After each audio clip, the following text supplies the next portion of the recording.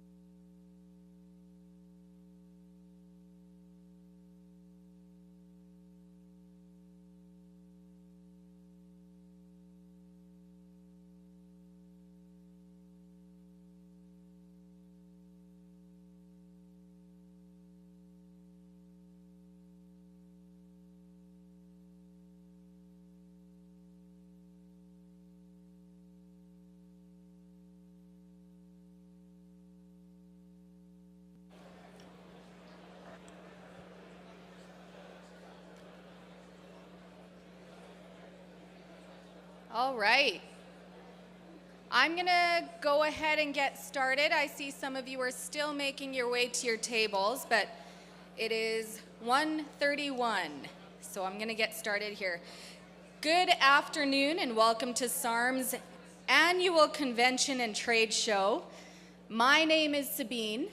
I am a broadcaster, a communications leader, a community volunteer, but most importantly today, I am your host for the next couple of days, and I'm excited to ensure that we all stay on track. I know there's a lot of you here, so hopefully we can keep things going. And with that, we're going to start with our opening ceremonies. To begin, I would like to take a moment to mention that SARM is grateful to gather here together as neighbors, members, advocates, and champions of rural Saskatchewan. SARM hopes that in addition to seeking our own answers, you will compassionately listen to learn from and inspire each other to imagine what is possible when we all come together to amplify the voices of rural Saskatchewan. This morning we have a series of introductions to make, and to start with, please join me in welcoming our SARM board to the stage.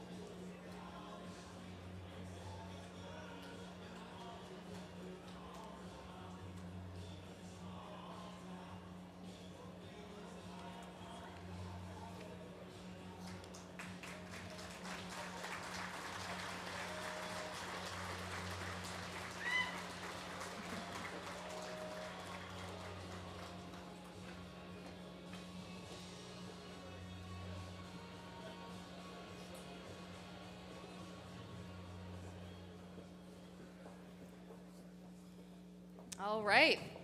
Thank you so much, board. We're going to get things going now. And moving ahead, I will be asking you shortly to rise for the entrance of the platform party, followed by Her Honor, the Honorable Bernadette McIntyre, Lieutenant Governor of Saskatchewan. Now, following the entrance, please remain standing for the Vice-Regal Salute. The salute includes portions of God Save the King and O Canada. Now, please note that the salute is played, it is not sung. Following the Vice-Regal Salute, I would like to ask you to stay standing and join in the singing of our national anthem. Please rise.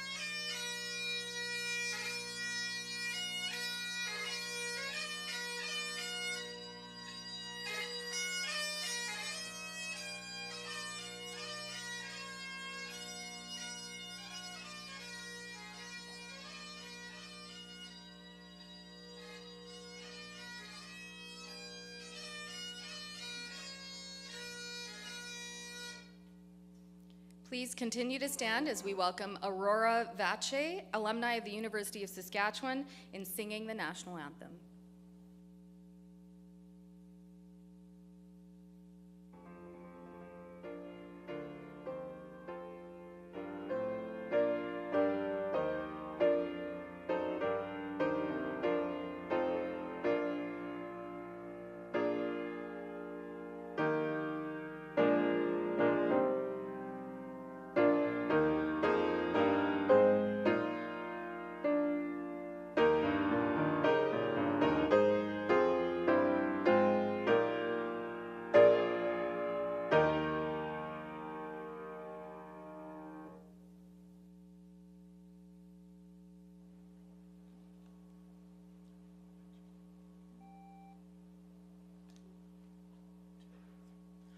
O Canada, our home and native land, true patriot love, in all of us command.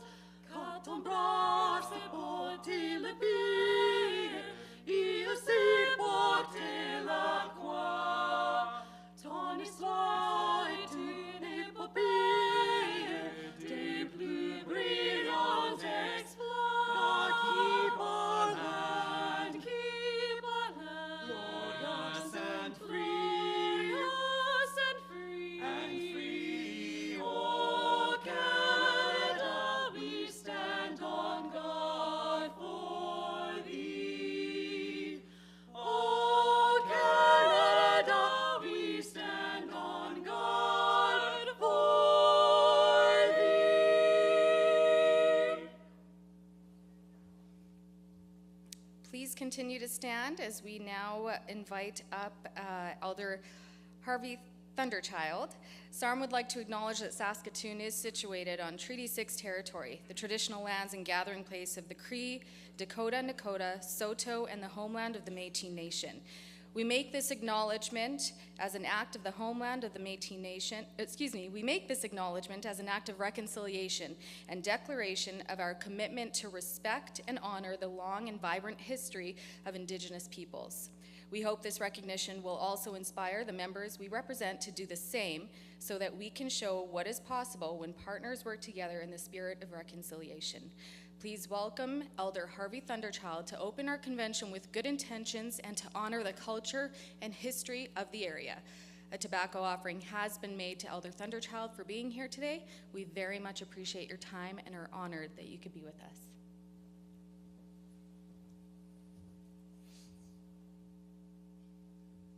Can you move these up? Short people. No. I'm Just not kidding. offended. Apat the money gan ng nasko mo. Mo kawi mo. Ego mo tawi mo. Emiugi skansia, emigo ya. Mes kano bebe motea, kapeta gote ote pe mamo opie. Maganista, iskaskita ang speaks ko ano man hio speaks ko ang gipe migusian. Extendemos so me gipetuet. Pamwe sa ye kapix ko atataw ko. Kapacita ne hio speaks ko. Yaksama po itagote. First of all, I'd like to thank the organization for inviting me again, second time, to be here. What I just said is, my grandfather used to tell me all the time when I was growing up is, always acknowledge people in your language first and foremost, and acknowledge them that the good road that the Creator had given us, the day that He has for us today with sunlight. Mother Earth, the road that she gave us to get here, to be a part of this convention. And I think of all the things that we have to be appreciative of where we are today and who we are as individuals. Now, I shared a lot of stories about who I am. I'm the third generation of the Thunderchild because my great-great-grandfather signed Treaty 6 in 1879. And my grandfather worked alongside of John Diefenbaker when he had his own riding at Red Lake, I think it's Redberry constituency outside of Battleford.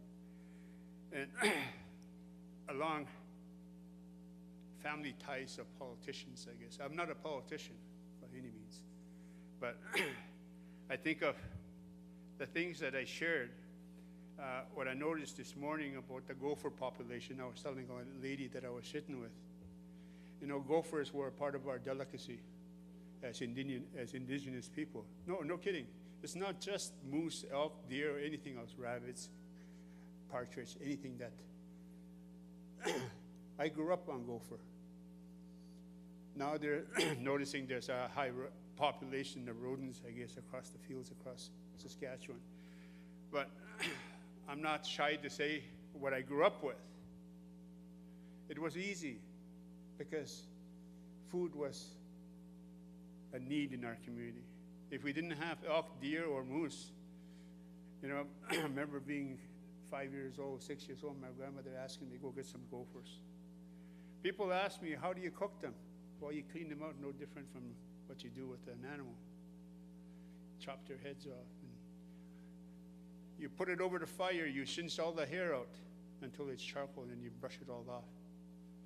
You chop the pieces. You put potatoes, carrots, flour, you make soup out of that. But that's what I grew up with. And of all the things our younger generation today, and even my own people, don't follow our traditions, but I wish they would. But we're losing it. No different from you people here. And I think of commending, I got a lot of friends here, you know, that I ran into this morning. And I think of, you know, I grew up learning my language all my life. I had 6 brothers. All of us lived across Canada. We made sure every weekend we spent each other on the phone, Saturday and Sunday, just to speak Cree, not English. Because my mother made sure that we had to speak Cree, learn our language. You know, I love my mother dearly. She's 94. She's in a care home in Turtleford, and she's doing well. I have to share a quick story. I visited her last week. No, Sunday I went and visited her. He said, son, I said, I'm glad you're here. He said, how come? I want to invite you. Oh, okay, you invite me what? I had a dream the other night. Oh, okay. So what kind of dream did you have, Mom? I'm going to get married. I said, oh, yeah, you have to come to my wedding on Saturday. I'm going to get married tomorrow. There's a guy I met from Fishing Lake. He's a nice man. He came into my dreams, and he's going to come here Saturday morning, and him and I are going to get married. And the nurses had warned me before I spoke to my mother. Your mother is she thinks he's going to get married on Saturday. But anyways, we spoke Cree, you know, just talking to her. And in good spirits, smiling, never worried about anything. And she said to me, but you got to be here tomorrow. I'm getting married. You got to give me away. So I said, okay, well, I got to go visit my sisters. So I went to go visit my sisters in my community, the Fenwick First Nation. And they all chuckled right away. Did mom tell you that she's getting married tomorrow? And I said, yeah, she told me to give her away. They started laughing. But we do love our mother. She's our matriarch of our family. She's our rock. Endured a lot of stuff through her life. And I think being our matriarch and telling us what we learned today, how to look after our kids, how to care for our children. I come from a family of 12. Now I'm the oldest. I lost 3 brothers to COVID. And the first one that ever went was in 2020. The first Canadian was in Seattle. And then my youngest brother, who was a teacher for 29 years at Carleton, he lost to COVID. And the other one, my older brother, who was older than me, last February. And I think of our family spent a lot of time together. We're a close-knit family. And I told my mother that I was going to come here and speak or do an opening prayer. He said, "Kwe suita mage, kwe skapamatsua."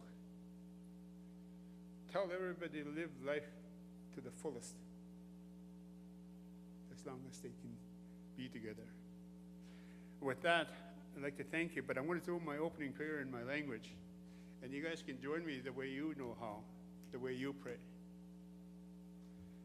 Mamo tawi mo. Asa mi ne pena tamutatatan. Es mam si watan istegas nagatogasia. Ugotan swama ka ipevitammak. Epepix questamok. Quest kami amuopuak. Stas kiuta kawiats. Quest ki koi kai motamak. We start near here. Their neighbors. We matsimats. Isin tataman istama mo tayo magtamag no sigo tabukan so bago tawista ako sa kuituta. Maga ai mama matson. Mo wechase. In so amna nagotaga gibeta gotesik. Kapewik sig tawista. Magi go pogati mo nagtaga gib magotek. Pogo tumaganatun. Ego me sinta tama tan mo tai mo miugis kansong gamiatsik. Mamo kai ma meska no gamote sikiweta. So aski tan na to kanakskatna no kita mamo tai ma. I give thanks to the Creator for all you people that are here. For your safe journey home when you're done. Eksam up to mamo tai ma. Hey. Thank you.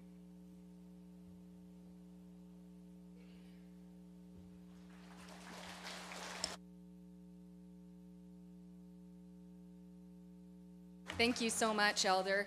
I'm now going to direct your attention to the screens on either side of the stages. We would like to take a moment of silence to remember our delegates who are no longer here with us.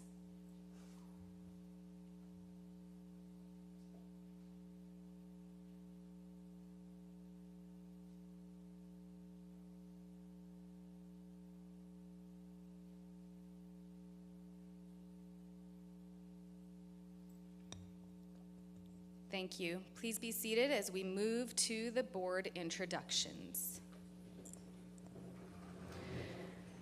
I would like to ask the board members to stand as I introduce them. First, you're just going to get your exercise in with standing and sitting. First up is Acting President Bill Huber, RM of Tullymet, number 216, and RM of Lipton, number 217.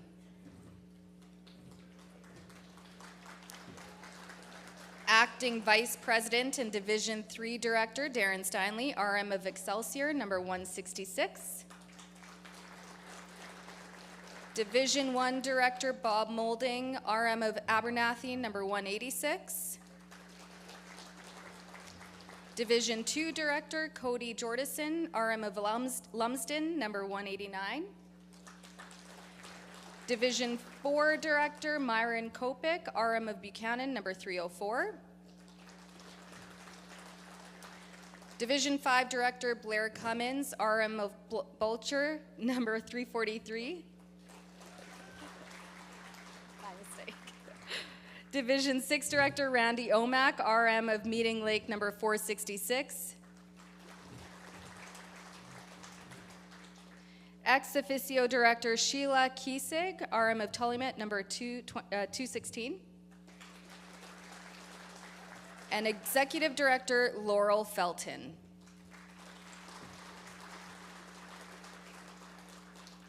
Thank you so much. Once again, I would like to encourage you to take a look at the screens on each side of the stage. We would like to welcome and thank our special delegates and fraternal guests who are here today.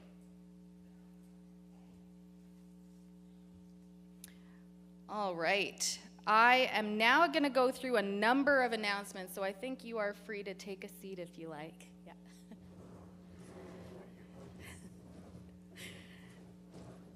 Okay, I have a few to get through here, so you can follow along on the screens on either side of the stage. First up are the emergency exits. Please note the numerous emergency exits located around the main hall. Next, reduce your risk. SARM encourages and respects our delegates and guests, so please feel free to take any precautions you are comfortable with while attending the convention, and please be respectful and understanding of others' decisions. Regarding hats, out of respect, we do ask that all hats be removed in the convention hall and sessions, and name badges must be worn at all times when at the venue. Security will be monitoring this. Regarding personal items in the main convention hall, there is cleaning that's done every night, so please don't leave personal items in the convention hall overnight, as they may not be there the next day when you return. Regarding lunch, I know we all enjoyed a lunch just a brief moment ago, but if you did purchase tickets on site, there are no more tickets available for the rest of this convention. So if you do have tickets, lunch is served each day in Hall C. Tomorrow it will be served at 11:30 a.m. till 1 p.m. and no outside food is allowed to be brought in. Now, regarding the convention app, there is a new refreshed app that is available through the web browser, so not on the App Store. So if you just head on to the web browser on your phone and go to app.sarm.ca, it's a newly refreshed app that you can check out additional resources and documents on there. SARM's challenge is happening again this year. If you visit the SARM challenge page on the new refreshed app, you can find out all the details there, and winners will be announced at the end of the convention. And if we're still staying on the topic of technology, please follow SARM on social media. You can go to @SARM_voice on X, SARM Voice on Facebook, or SARM-Voice on LinkedIn for the day-to-day happenings within the association. During the convention, we will be live posting as well. So if you are tweeting about the convention this week, please use the hashtag SARMAnnual2025. Big thanks to MLT Aikens for sponsoring our convention social media feed. Now, regarding the trade show, please make sure you're visiting the trade show area. This year, our show features 207 exhibitors. The trade show runs from 8 a.m. to 5 p.m. today and 8 a.m. to 3 p.m. tomorrow, and we do encourage you to take a look at the sold-out trade show. And names of the winners of the trade show draws will be posted on the draw boards in the trade show area by 12 p.m. tomorrow. Prizes can be picked up by taking your trade show winner's card directly to the exhibitor for which you've won. Sponsors, you will notice sponsor slides on the screens during breaks, as well as our convention guide and the app. We appreciate the generous support. Without them, this convention, of course, would not be possible. Now, voting instructions. Each RM is allowed 2 voting delegates who were designated when registered and given a voting device at the registration desk. The electronic voting devices will be used to vote on resolutions and elections. The resolution session will be held on Wednesday and the elections will be held on Thursday. So please keep the devices until the very end of the convention. Be sure not to lose the device and remember to bring it with you each day of the convention. A charge will be applied to any devices that are not returned, and we will be giving further instructions on voting and testing the devices tomorrow prior to the resolution sessions. Now, regarding the elections, pursuant to the SARM bylaws, the deadline for nominations for the SARM president, vice president, and division directors was 5 p.m. on February 13th, 2025.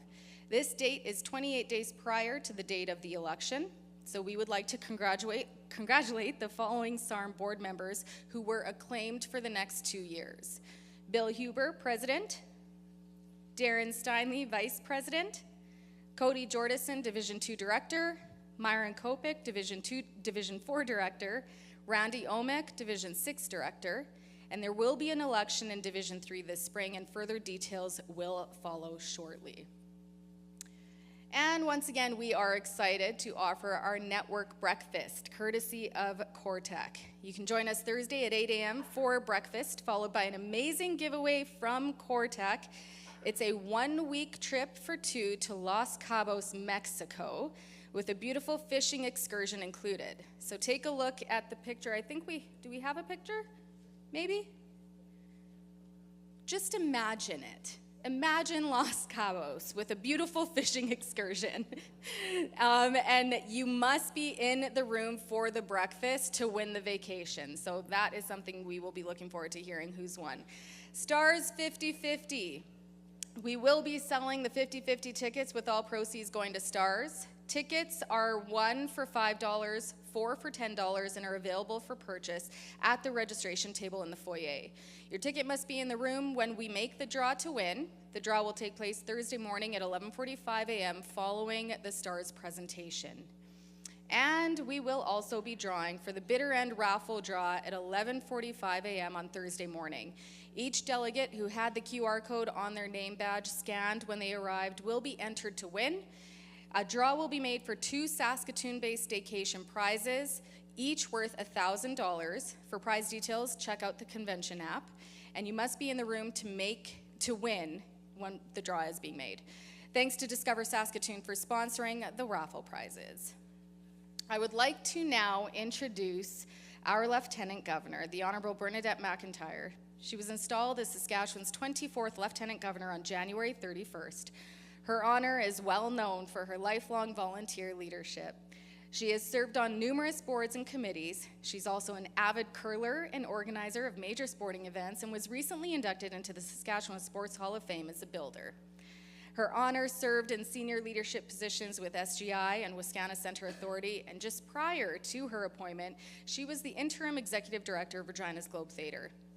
It is my pleasure to invite Lieutenant Governor Bernadette McIntyre up to the stage to announce the Lieutenant Governor's Award, which is an award for outstanding service to rural Saskatchewan.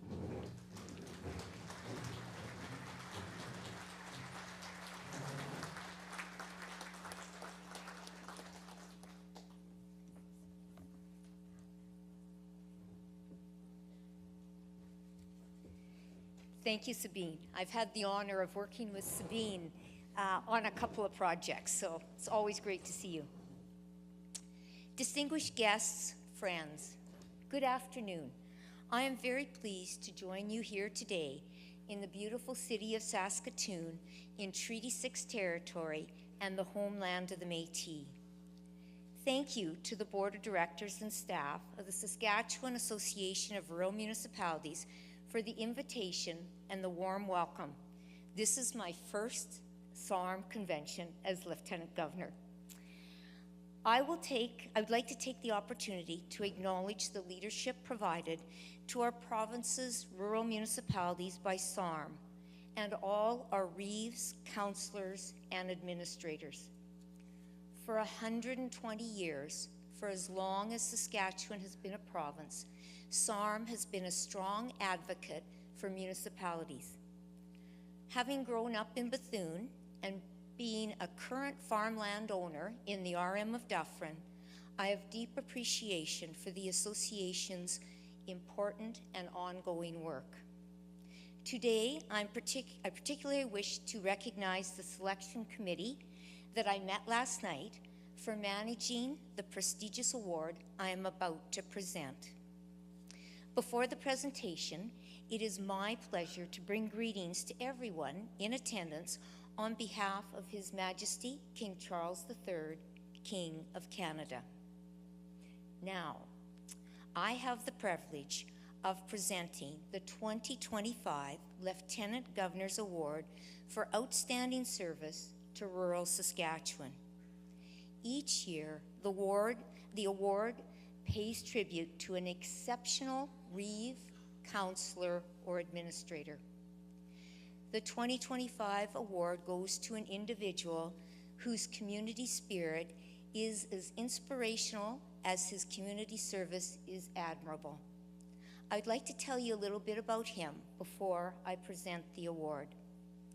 Ernest Gutsky, known as Ernie, and I met him last night, so now he and Denise and I are best friends. It's the way it happens in Saskatchewan.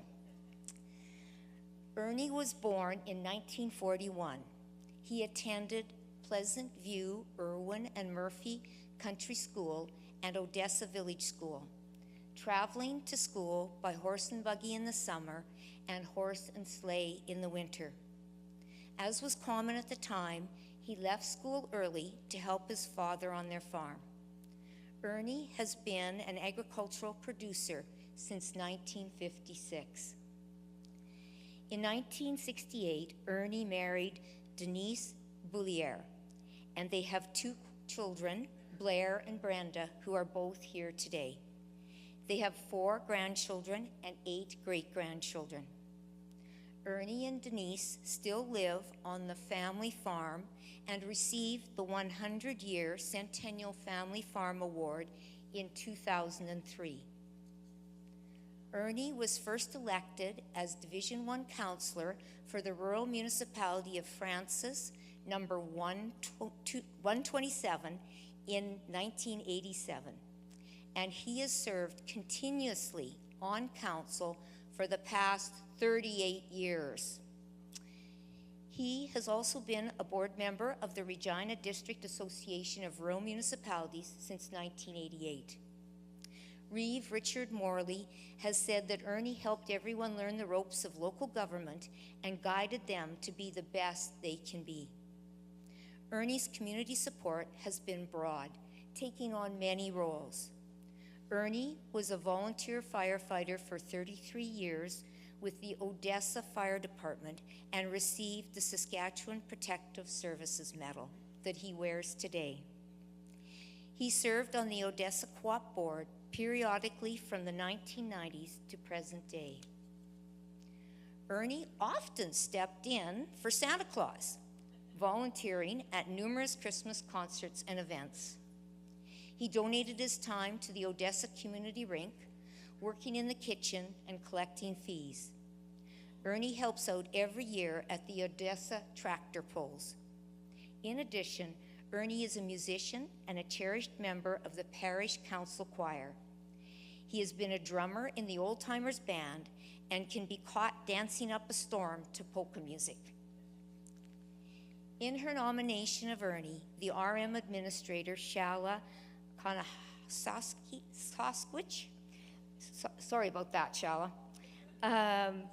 she wrote, Ernest Gutsky has become the heartbeat of our community, infusing it with a sense of unity, empathy, and shared purpose. His actions speak to his character and a profound understanding of the interconnectedness of our lives and the importance of uplifting others. This is just an example of a sample of the glowing recommendations that we received from so many people. So now, it is my very great pleasure to invite my new friend Ernie to come forward to receive the Lieutenant Governor's Award for Outstanding Service to Rural Saskatchewan. Congratulations.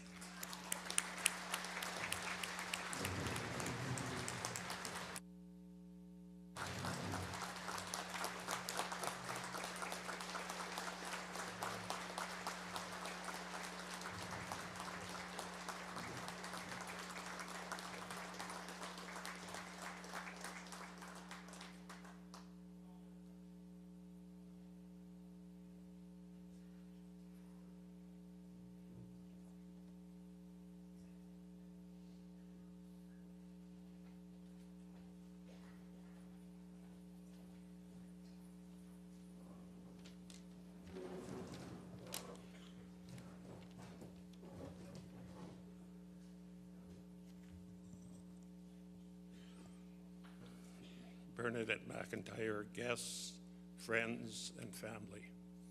I'm deeply honored to receive this award.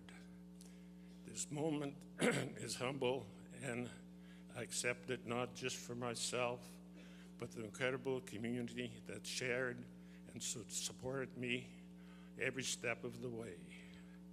I want to express my special gratitude to the Governor General, the Special Selecting Committee, and all those who made this award possible.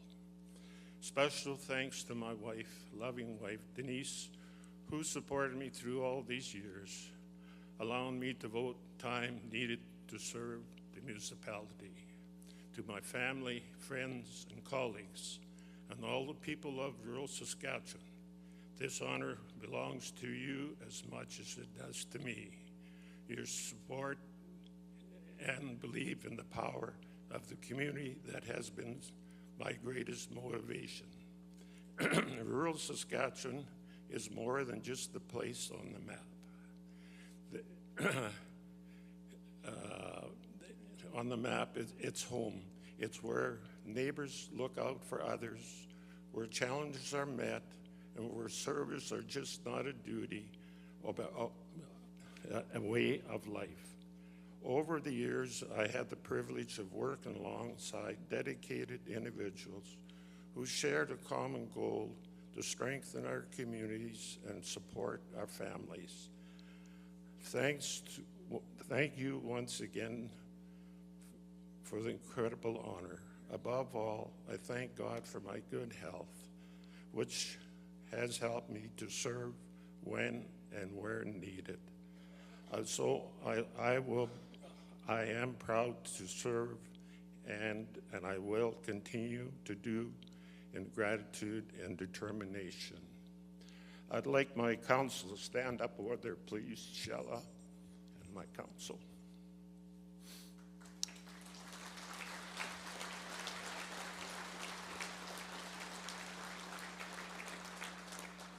Thank you very much, and God bless.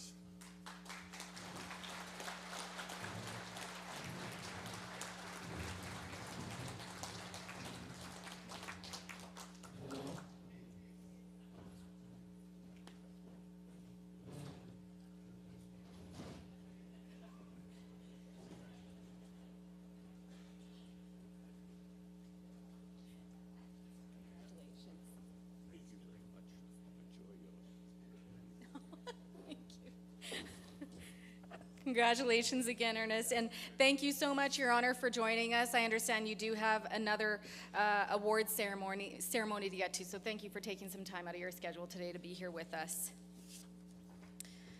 All right, I would like to now invite Cynthia Block to bring greetings on behalf of the City of Saskatoon. The mayor has served in Saskatoon in many capacities after 8 years as a city councillor. She was elected mayor in November 2024.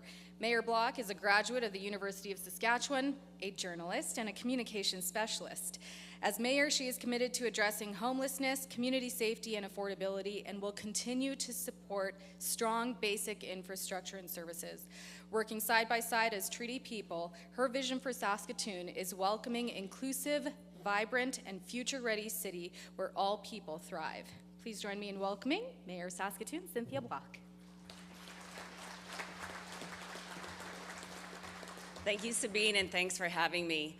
I'm embarrassed to say that this is my first time at a SARM convention, and you'll know why in a little bit, but is there always this many vehicles at a SARM convention? Did anybody else count their steps from the parking lot? I think we're all going to get our exercise because of SARM. So I think that just speaks to the strength of this organization and how hard everyone is working. And I want to, very much thank Her Honor, the Lieutenant Governor, and also Harvey Thunderchild for starting us off in a good way. It is truly an honor for me to be a part of this today and to bring greetings on behalf of City Council.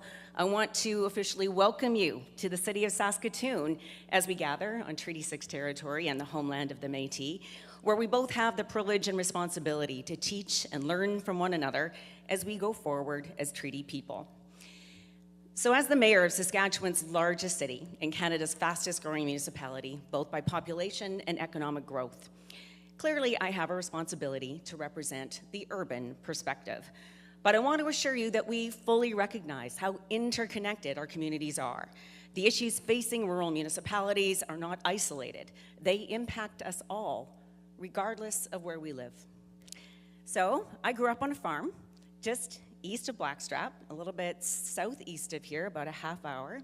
And so I have a history. I actually am also a landowner on my family farm.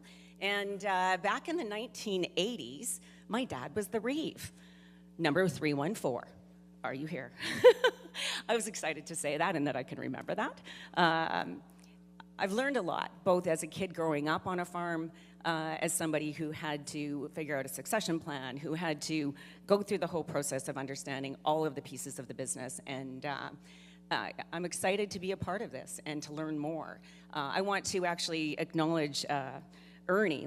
Ernie, congratulations, huge congratulations to you and your whole family. Your story is amazing. I will never forget these words. Service is not just a duty, but a way of life. And in an odd way, I think many of us in this room are kindred spirits in that way. And so I just wanted to take the opportunity to acknowledge that. Understanding firsthand the challenges of farmers, I've seen the long hours of hard work, the highs of harvests and the lows of droughts or unpredictable weather. And it makes it even more important to have certainty around as much other risk as possible. certainty in markets, certainty in policies, and certainty in the future. I'm sure many of you are feeling stressed about the current situation regarding tariffs and trade disruptions. These issues are not just numbers on a page. They impact livelihoods, families, and communities. Sometimes I think both urban and rural dwellers are guilty of seeing one another as less than full partners in the future that we face. But I know the two are inextricably connected. The issues you face in rural municipalities ripple through our entire province and our country. The food we eat, the goods we rely on, the industries we depend on, all begin with the hard work of farmers and rural communities. When rural areas struggle, cities feel it too. We all share a stake in making sure agriculture remains viable, the trade relationships are stable, and that rural communities have the support they need to thrive. As we gather here today, I want to assure you that your challenges are heard by your urban neighbors. We understand that a healthy, prosperous rural landscape is essential to the well-being of everyone, both in the city and the countryside. And we are committed to working together, finding common ground, and supporting one another in these tough times.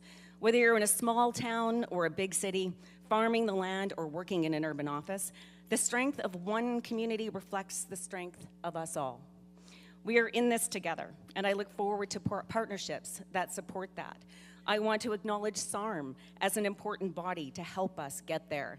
And I just want to say a huge thank you to everyone who's working toward our mutual goals of a safe, prosperous, and secure future. And that includes your board of directors, all the hard work of folks like Ernie, and to a lesser extent, folks like my dad, but every single one of you in this room. It's all of us together that we're going to really make a difference. And on that note, go Team Canada. Thank you.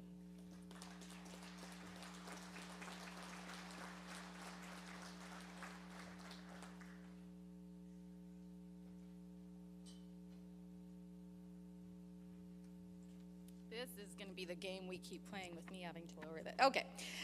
Thank you so much, Mayor. Now I'd like to turn the mic over to Minister of Government Relations, Eric Schmalz. Since 2019, Eric has served as Reeve for the RM of Prince Albert. Before entering politics, he served 13 years as a member of the Royal Canadian Mounted Police. In 2016, he joined his family's business and obtained training as an auctioneer. In 2019, he was elected Reeve for the RM of Prince Albert in a by-election and subsequently re-elected in the fall of 2020. Please welcome Eric Schmalz. Thank you, Sabine. You're right, you're going to continue to struggle with these microphones for the rest of the day. Good afternoon, everyone. I'd like to take a moment to acknowledge Elder Harvey. He doesn't know this, or he may not recall, but we had a conversation in the last SARM convention when I was a delegate amongst you. We talked about his brother, Victor. Victor was one of my high school teachers, so we share that connection. So thank you for getting us started in a good way today. It's great to be with you on behalf of Premier Scott Moe and the Government of Saskatchewan. I appreciate SARM's invitation to participate in the 120th Annual Convention and the opportunity to speak and connect with members from across the province for the next few days. I feel fortunate to have already participated in some great conversation at the dialogue sessions, and I look forward to many more while I'm here in Saskatoon. It was not long ago that I was in this audience, proudly representing the arm of Prince Albert. Thanks to my past role as a member of SARM, I recognize the significant role of local government and the dedication of the Reeves, councillors, and administrators of rural Saskatchewan. This convention unites key voices and leaders to discuss and present your issues and ideas to the government. You play a pivotal role by listening to your ratepayers, local businesses, farmers, ranchers, and neighbors to stay informed about local issues. Those issues drive the conversations that help build relationships across all levels of government. Building relationships is a fundamental belief of our government. We all strive to make Saskatchewan the best place to work and call home.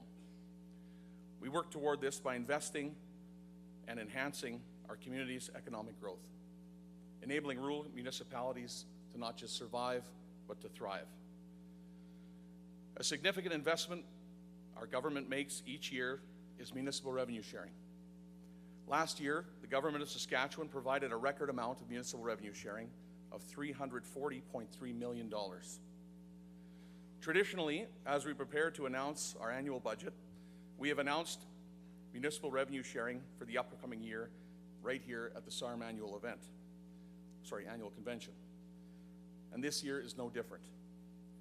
Today, I am pleased to announce that communities throughout our province will receive another record-setting amount in municipal revenue sharing. That amount totals $361.8 million.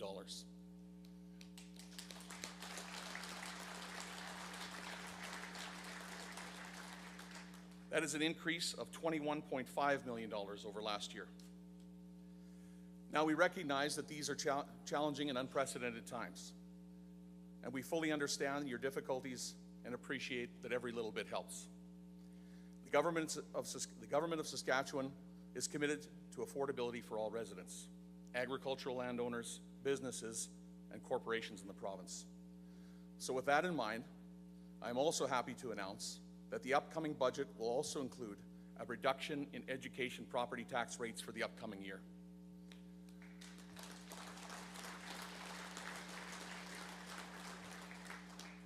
As I'm sure you know, 2025 is a property tax reassessment year. This year's budget will introduce changes to all educational property tax mill rates. All property tax classes will see mill rate reductions, which will result in a property tax saving of more than $100 million annually. Lowering mill rates will help further address affordability concerns by decreasing the effect of higher property assessment values for all provincial ratepayers. Today, I would also like to talk about infrastructure-specific funding. The initiatives and programs our government invests in for crucial community projects would be impossible without your voice and continued participation. We hear your voice, and our government continues to work to ensure that the federal infrastructure programs align with the needs of Saskatchewan communities. Our government has allocated more than $700 million in provincial funding towards more than 465 projects across Saskatchewan through the Investing in Canada Infrastructure Program, also known as ISIP. Last month, I was in Martensville to celebrate the grand opening of their recreational facility, beautiful facility, which was funded through ISIP. With numerous ISIP projects about to begin and even more wrapping up, I look forward to attending as many grand openings and milestones as my schedule will allow. This past year, Canada and Saskatchewan renewed the Canada Community Building Fund, also known as the CCBF. This program is renewed for 10 years, from 2024 to 2034. Over the first 5 years, Saskatchewan will receive $350 million to address municipal infrastructure priorities. Whether through ISIP or CCBF, your provincial government strongly believes infrastructure investments build pride within communities and positively impact future generations. Looking to the future, yesterday we announced a negotiated agreement with the federal government on the Canada Housing Infrastructure Fund. This new program will support housing development through funding drinking water, wastewater, stormwater, solid waste management infrastructure. This fund will provide a combined federal and provincial contribution of $344 million to approve projects over the life of this agreement. An intake of the program will open later this year. For RMs interested in learning more about this fund, I encourage you to contact our government website or reach out and connect to one of the government relations officials here in attendance this week. I want to thank SARM and all the delegates for their passion for the communities they represent and for the numerous meetings I have had a chance to participate in since being named Minister of Government Relations and appointed to Cabinet. Those meetings provide critical touch points for me and our ministry, and I thank you for them.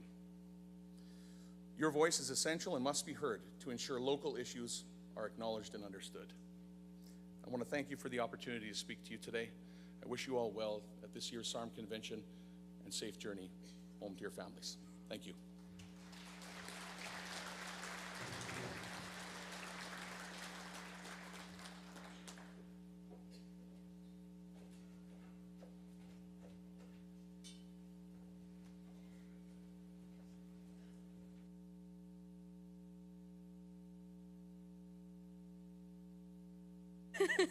Thanks so much, Minister Schmalz. I would like to turn the mic over now to, where am I? Rebecca Bly, President, Federation of Canadian Municipalities. Rebecca was first elected to Vancouver City Council in 2018. She serves as Chair of Finances and is a strong voice for the accountability and fiscal responsibility. She has stood up for diverse and inclusive communities. Rebecca is dedicated to addressing many of the major challenges facing our communities, including the affordability crisis and issues around public safety and the poison drug crisis. Rebecca has served since 2018 as a director for the Federation of Canadian Municipalities and is currently chair of Governance Working Group and vice chair of Community Safety and Crime Prevention. Please join me in welcoming Rebecca.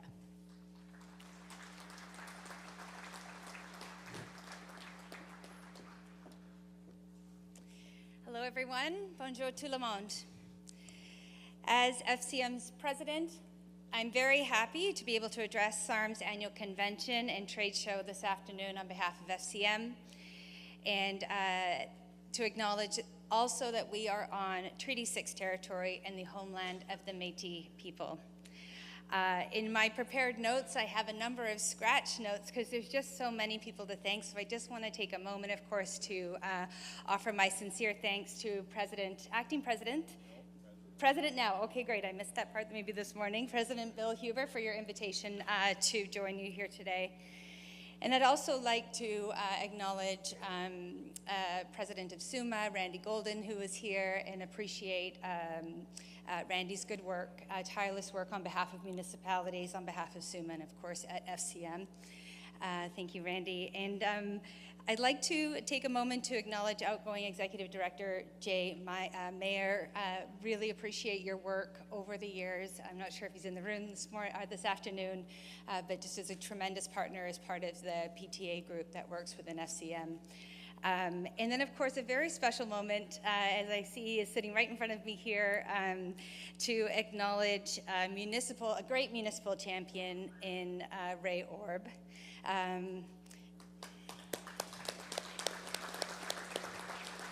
Of course, past president of SARM, and I think close to 37, if not 37 years, as an elected councillor representing his community. And then, of course, 10 years on the FCM board, and it's been a tremendous pleasure to work with you, Ray, and we really appreciate everything you've contributed on behalf of SARM at FCM.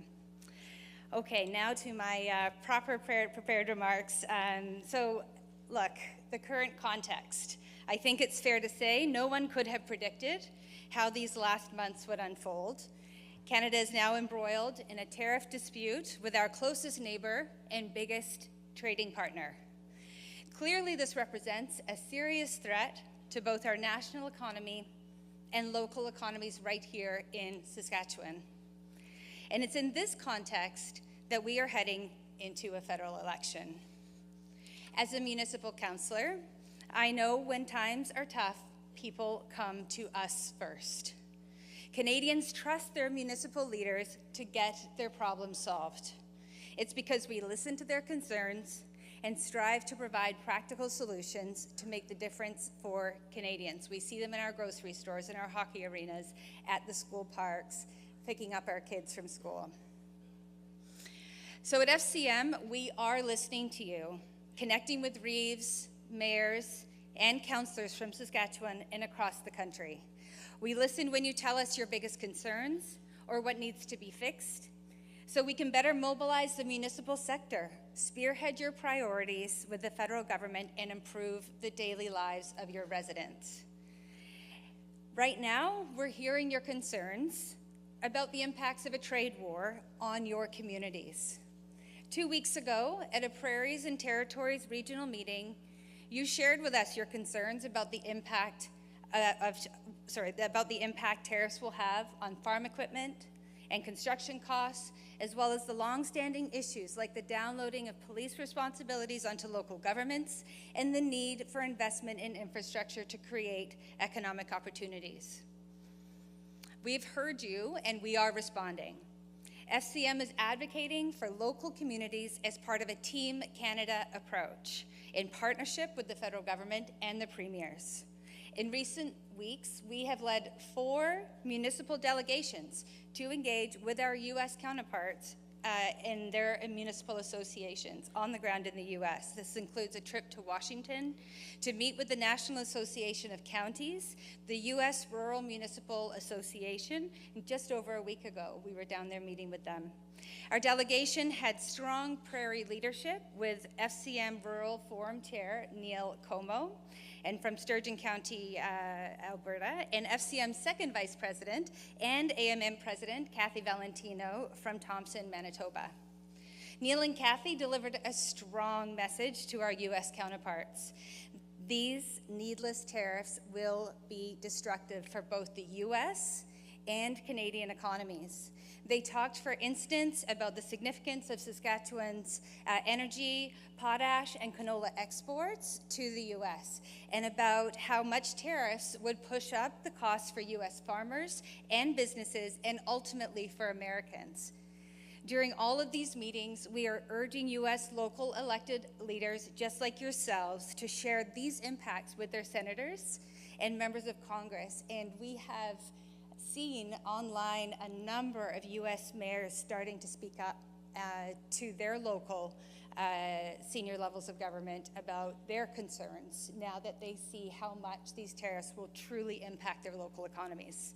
So rest assured, through FCM, Saskatchewan's rural communities are a crucial part of Team Canada's effort to combat the tariff threat. So with tariffs at the top of the political agenda, we are now on the cusp of a federal election, and Canada's strength has always come from within, from our people, our natural resources, our industries, and the communities that make up our country. But right now, Canadians are navigating deep uncertainty. A trade war with our closest neighbor and largest trading partner means it is time to have a long overdue conversation about the future ahead. We have a vital choice. Do we keep reacting to crisis situations, or do we invest in what makes Canada strong and more resilient in the long term? The answer starts in our communities, the engines of Canada's prosperity. It's time for a smarter, long-term approach, one that prioritizes national prosperity, in which all orders of government work together to build a stronger Canada. Now is the time to strengthen the foundations of our nation by investing in local communities. And as Minister Schmaltz just mentioned, FCM has championed the Canada Community Building Fund to see significant additional investments over the next 10 years. This also means strengthening our resilience, expanding broadband, investing in trade-enabling infrastructure, roads, highways, rail, airports, and deep-sea ports. Establishing national utility corridors and unity corridors to unlock our oil and gas sector and move more electricity east and west. A position FCM has adopted as policy via member resolution as of 2020. And reducing federal red tape and approval timelines so we can quickly build the infrastructure we need for a stronger Canada and reduce interprovincial trade barriers.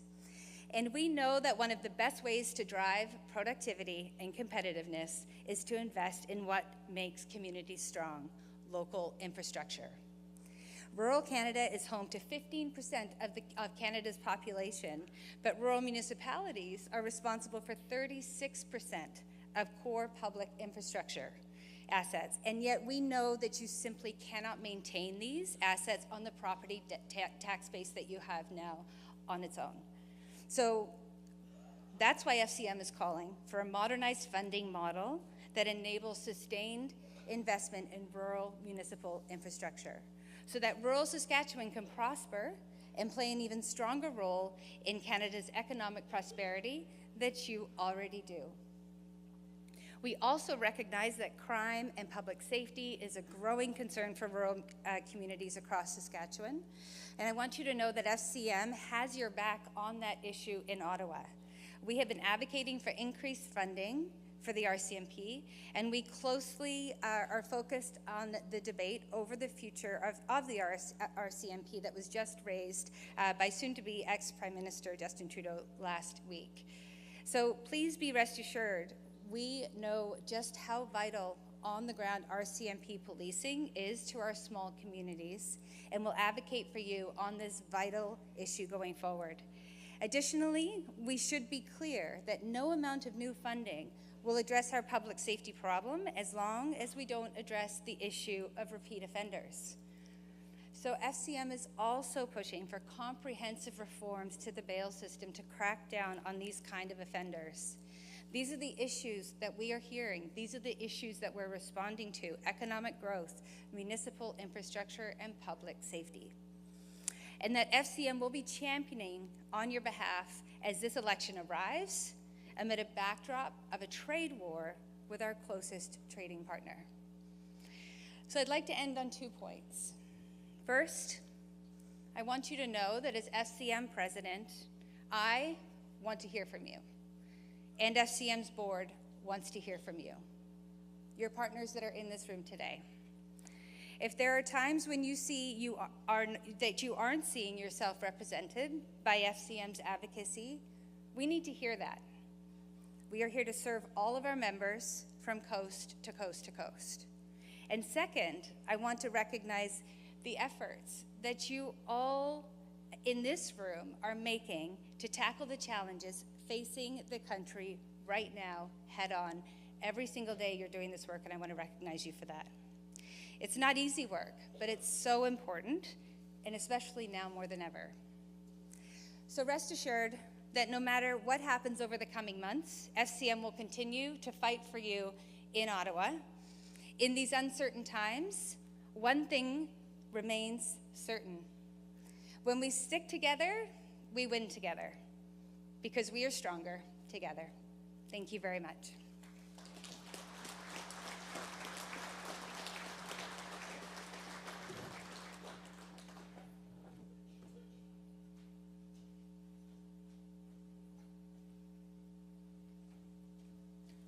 All right, thanks so much, Rebecca. Next, I would like to welcome President of SARM, Bill Huber.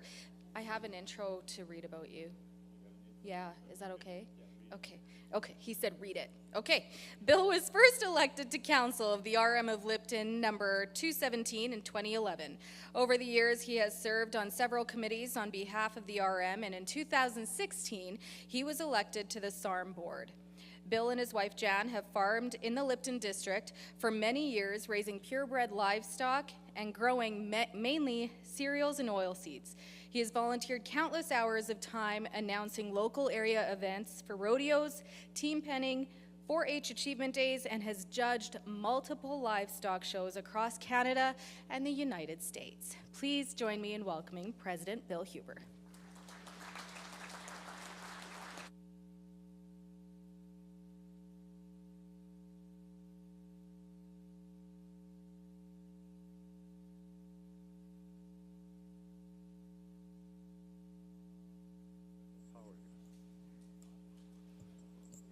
Are these working? Yeah. Can you hear me? Okay, I'm going to take this side of the stage now because we don't want to wear out the things, raising them up and down. So, hello and welcome everyone to the 120th Annual SARM Convention. And thank you for being here. I'm Bill Huber, and it's my honor to join you today. As many of you know, SARM has spent the last 120 years amplifying the voices of rural Saskatchewan, and we've been incredibly proud to do so. It's a pride of our province, and a pride of our place, and a pride of our people. That pride of place is something we've always felt deeply here, but at this moment in time, that pride can be seen, felt, and found not only in our rural communities, but across this entire country. It's been quite a start to the year for Canada, but in true Canadian fashion, we find ourselves dealing with unrest and uncertainty by turning to each other, our greatest allies. Now more than ever, the voices of rural Saskatchewan need to be heard. With a provincial election just behind us and a federal election imminent, the importance of having rural voices help shape Canada's future cannot be overstated. The stakes are high, and it's imperative that provincial and federal leaders not only demonstrate their understanding of rural needs in Western Canada, but also commit to creating policies that will ensure that our rural priorities aren't just heard, but are acted upon. On the federal front, effective leadership requires a vision that includes all Canadians, from people living in the largest cities to the smallest communities. Communities like those in our RMs here in Saskatchewan, home to the nation's agriculture backbone and critical to ensuring that this country meets its national and international trade obligations. Parliament Hill must be reminded that rural Saskatchewan feeds not only the country, but the world. And now more than ever, that demands the respect and support of federal candidates and policymakers. To that end, SARM will be letting your priorities be known. Over the next year, we will speak loudly and clearly to both levels of government about the supports we need for rural Saskatchewan, including agriculture support, a repeal of the carbon tax, infrastructure investments, and better access to health care, to name just 4. First, I will touch on agriculture supports. Agriculture is the lifeblood of rural Saskatchewan, but with farmers facing a growing number of challenges, ranging from labor shortages to drought to tariffs, SARM is urging all levels of government to protect agriculture productivity and economic viability by expanding eligibility for the Canada-Saskatchewan Job Grant to allow farmers and RMs to qualify as eligible employers, advancing employment training opportunities and offering them at times that don't interfere with seeding or harvesting, growing international markets and enhancing cross-provincial trade in light of the potential U.S. tariffs, supporting a water management strategy that balances productivity with environmental protections, continuing to advance for enhancements to agri-stability and agri-recovery, simplifying access to federal funding for drought and mitigation projects, and extending the federal drought tax deferral program, and providing region-specific policies and emergency support for severe weather recovery, and much, much more. Then there's the carbon tax. SARM's position on this is simple. There should be no federally imposed carbon taxes. I've already said it.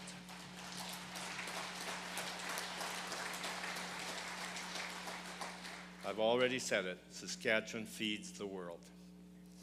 And with agriculture being such an energy-intensive industry, the carbon tax simply puts too many added costs on producers and consumers for no added benefits. And as an example, Saskatchewan's long, harsh winters necessitate the use of heating systems to protect livestock and maintain growing conditions in greenhouses and barns.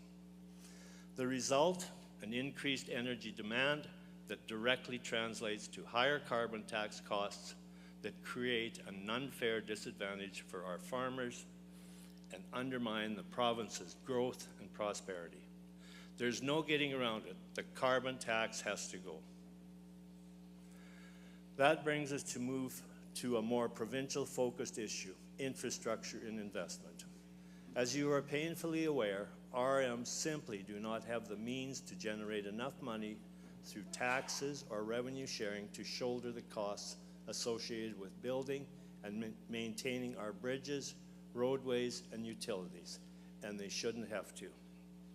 Canada and North America rely on our well-maintained roadways to connect and seamlessly move essential commodities both to and from the global market in a timely and safe manner.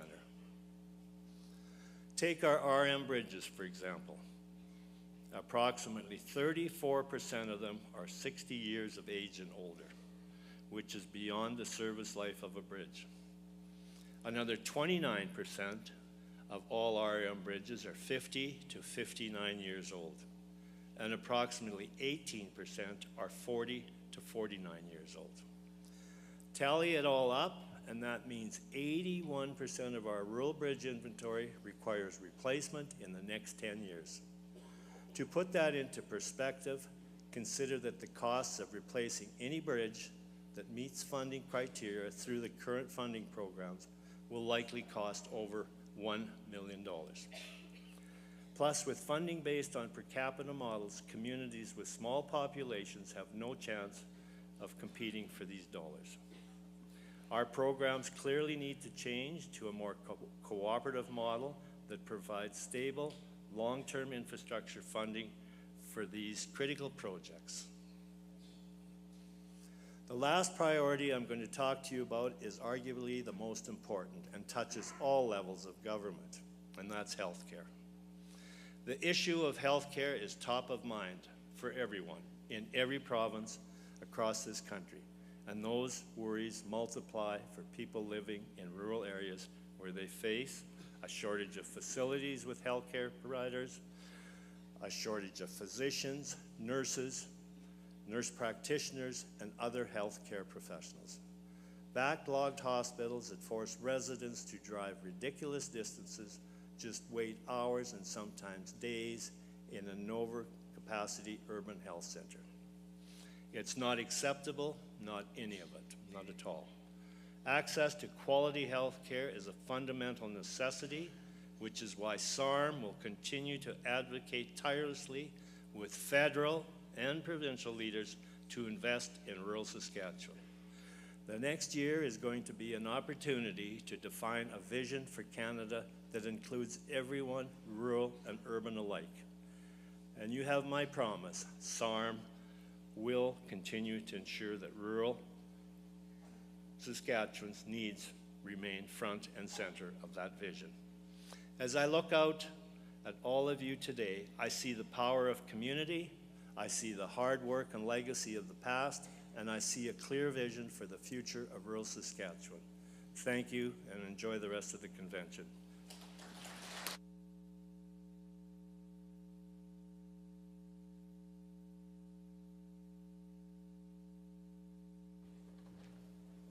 Thank you so much. All right, we're gonna take a quick break. So grab a coffee and a cookie. I've heard great things about these cookies at the SARM convention. So, yes, okay.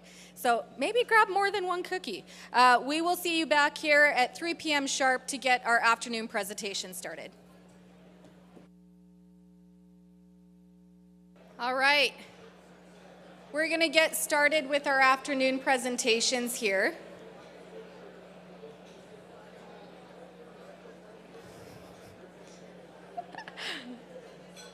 All right, I'm going to go ahead and get started with our afternoon presentations. And just a friendly reminder to support our friends with STARS Air Ambulance. 50/50 winners will be announced on Thursday. And we are going to move into the afternoon presentations. To begin, Dr. James Tansey will share the current state of strychnine for gopher control. You will recognize Dr. Tansey as the Provincial Insect Pest Control Management Specialist with the Ministry of Agriculture. Please join me in welcoming Dr. Tansey to the stage.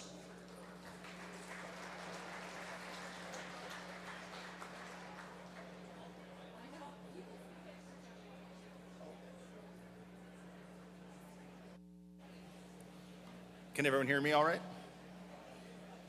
I'll take that as a yes. Okay. So we should get right into it. In part, we'll be talking about the current state of strychnine for gopher control. We'll also talk about some of the alternative products and some other factors that could be important. So this is a photograph that I took this past growing season from the southwest of the province. You can see very significant damage. I saw another picture this morning of an entire quarter section cleared off. So the damage was severe where it did occur. It was not as widespread as some may fear.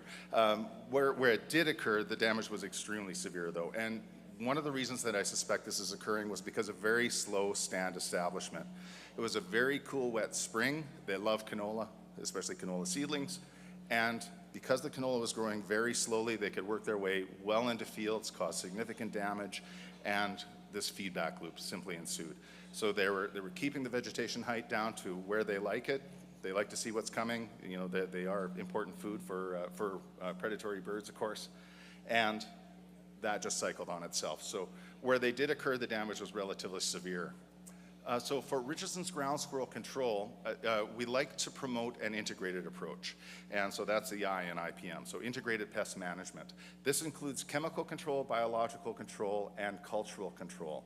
So from a chemical control perspective, those products that are currently registered and effective include those with the active ingredient chlorofascinone, including Rosol and other products, difascinone, which includes Ramic. These are anticoagulants. So these work very much like warfarin. They're actually considered to be super warfarins. So that is, they're more long-lasting. The effect is even greater than for warfarin, but they cause the same sort of capillary function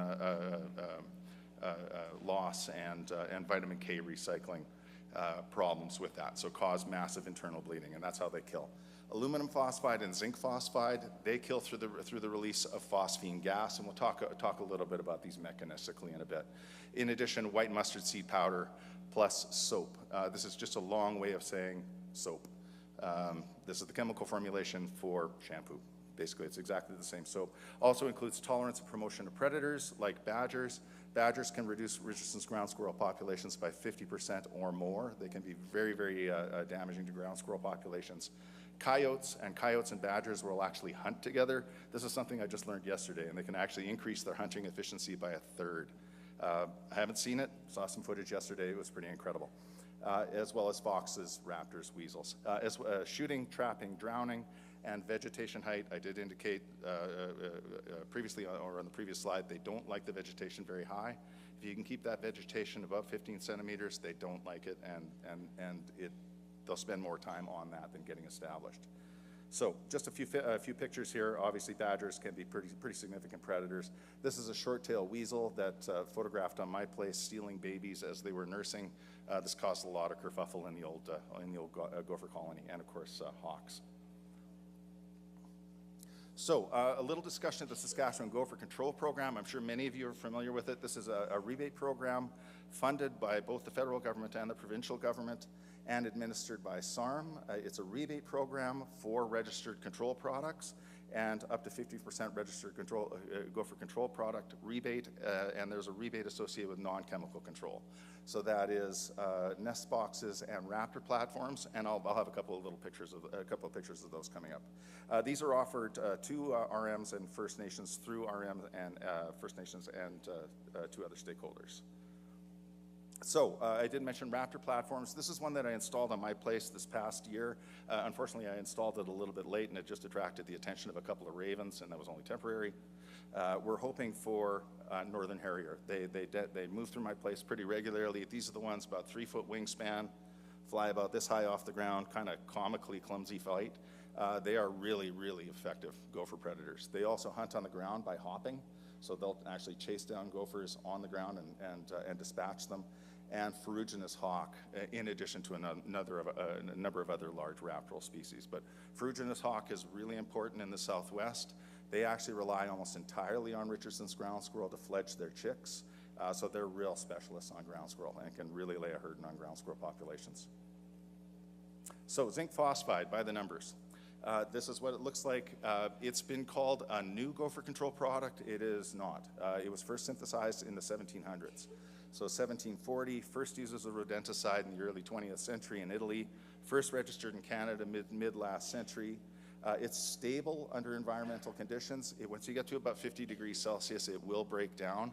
So, sometimes the inside of a shed can heat up, and you need to be aware of that. You can lose efficacy from that and release the phosphine gas. Bait life can be very good, even in wet soils, so up to 20 days in wet soils.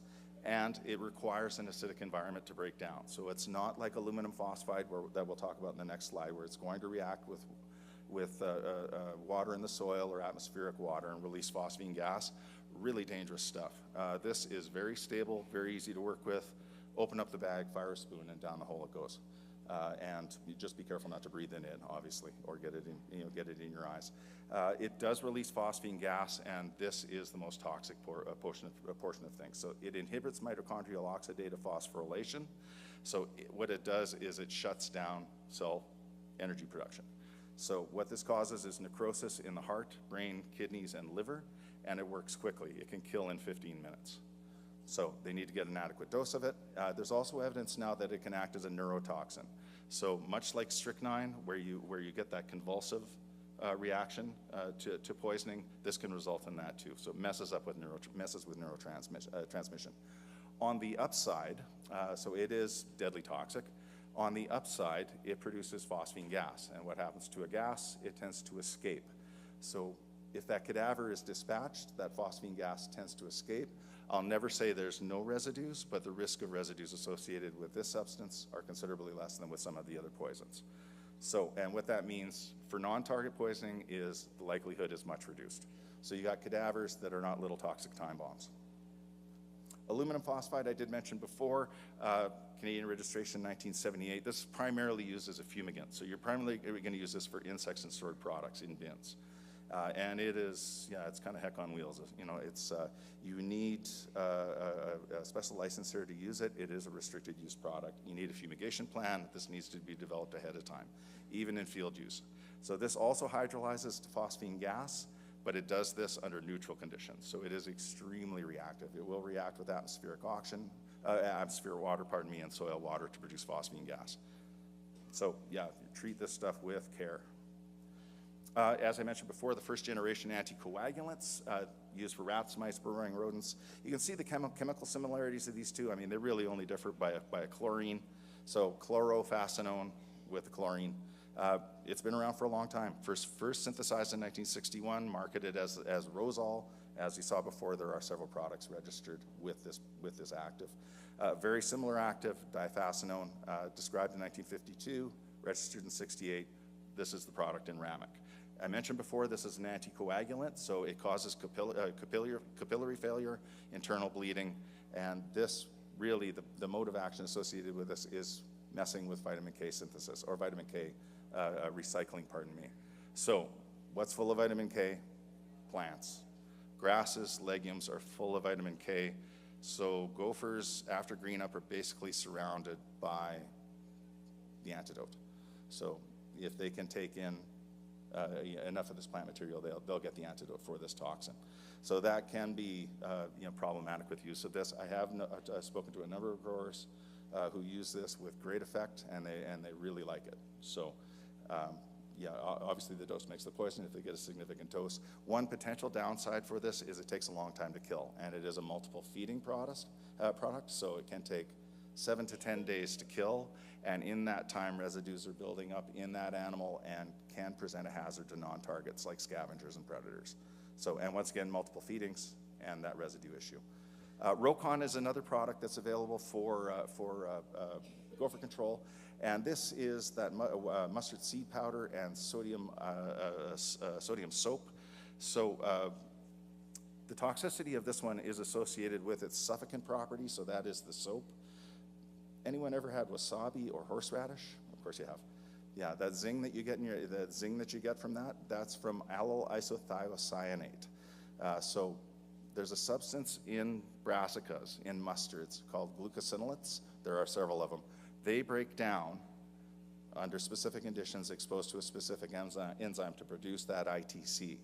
And the stuff is very toxic and very painful to experience. So be very careful when you're working with it.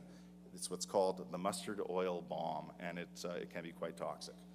And for users, significant irritant can cause irreversible eye damage. So strychnine, again, by the numbers. This is an alkaloid. It's toxic. It's intensely bitter. So this is why it was mixed in with that anise flavor, that licoricey flavor, to make it more palatable for the gophers. So it is a natural product. So if someone says to you, don't worry, it's a natural product. Strychnine is a natural product. It's actually farmed in India, in Venom Orange. The seed is collected, it's processed, and extracted to concentrate the strychnine. So it is a plant defense compound, and this plant is well defended. So it's a neurotoxin. It's a high affinity, low specificity antagonist to acetylcholine receptors. So what it does is it tells a nerve to fire, fire, fire, fire, fire. That nerve never gets to relax, and the animal that's poisoned dies from those convulsive reactions, primarily in the cardiac and pulmonary regions. So heart failure, lung failure. So, and it's irreversible, no known antidote to that. So a little recent history on our interactions with the Pest Management Regulatory Agency, that's PMRA, of Health Canada. So they are a federal agency who are responsible for the registration of pest control products in Canada. So they issued a final decision to deregister in March 2020. We objected to that decision and submitted data in response to that decision, some fieldwork that we did in RM111, and I think we have some representatives from RM111, both Sean and Christina. Saw Sean earlier.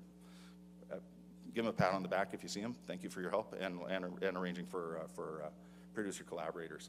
So with that, we developed data, submitted this to PMRA to demonstrate the safety and efficacy. So we had a little bit of bait ejection, and which PMRA took exception to, because PMRA has a worst case scenario approach to reviews. So they considered that to be what we consider to be an overblown threat. We objected based on that. And their reviews don't consider value. So that is the economic value of particular products. That's just how things are done in Canada. There are other agencies in the world that do consider value, including the EPA in the United States.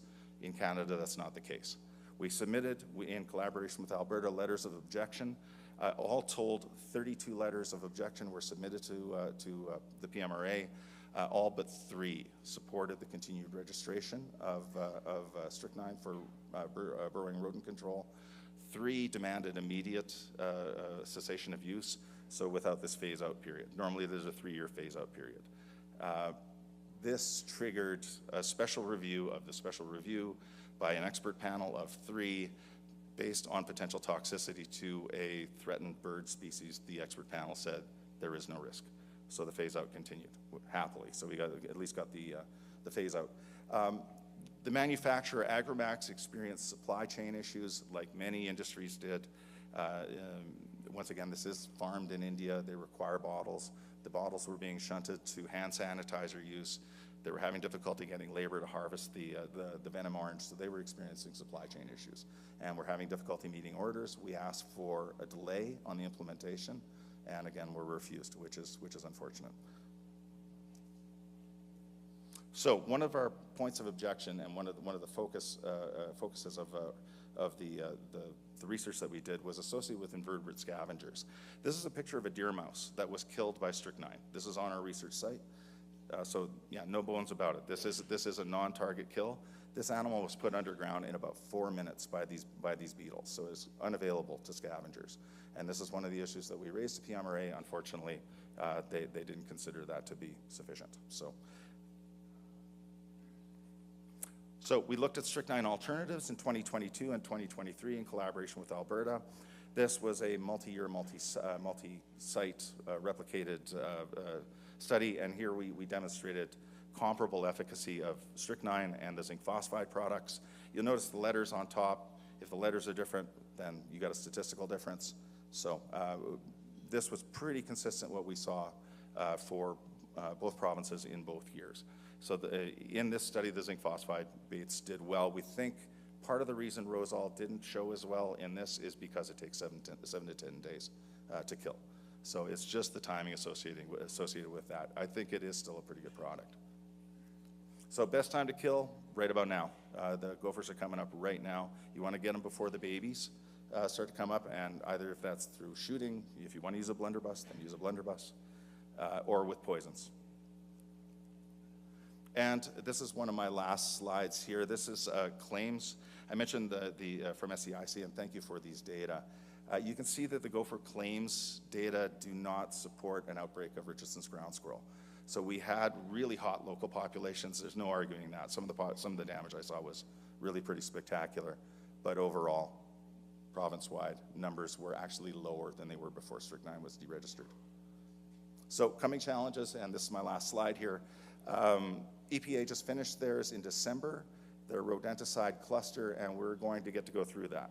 So the alternatives that we currently have registered are also subject to review as part of their 15-year cycle. This is perfectly normal. This is what they do. But you see chlorofascinone is on this list.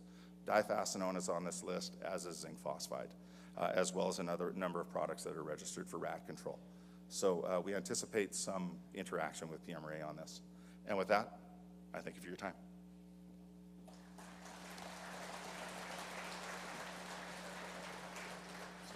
Probably no time for questions, I imagine.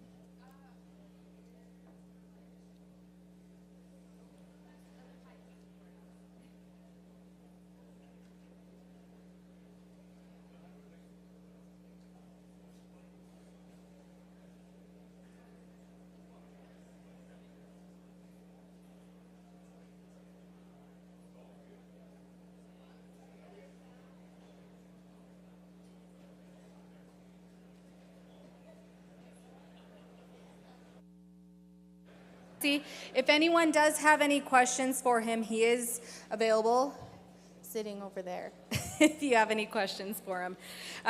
Just a reminder also before the day is out to make sure you check out the SARM app and check out information on the SARM challenge and learn more about the trade show that we have going on.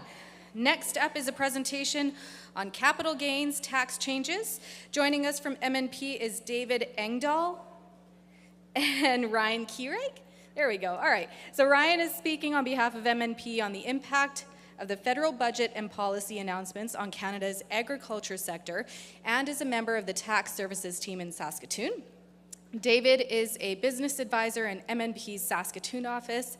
With 13 years of experience, David delivers comprehensive assurance services to owner-managers of small businesses and agricultural operations with the goal of helping them achieve their personal and business objectives. Please welcome them both.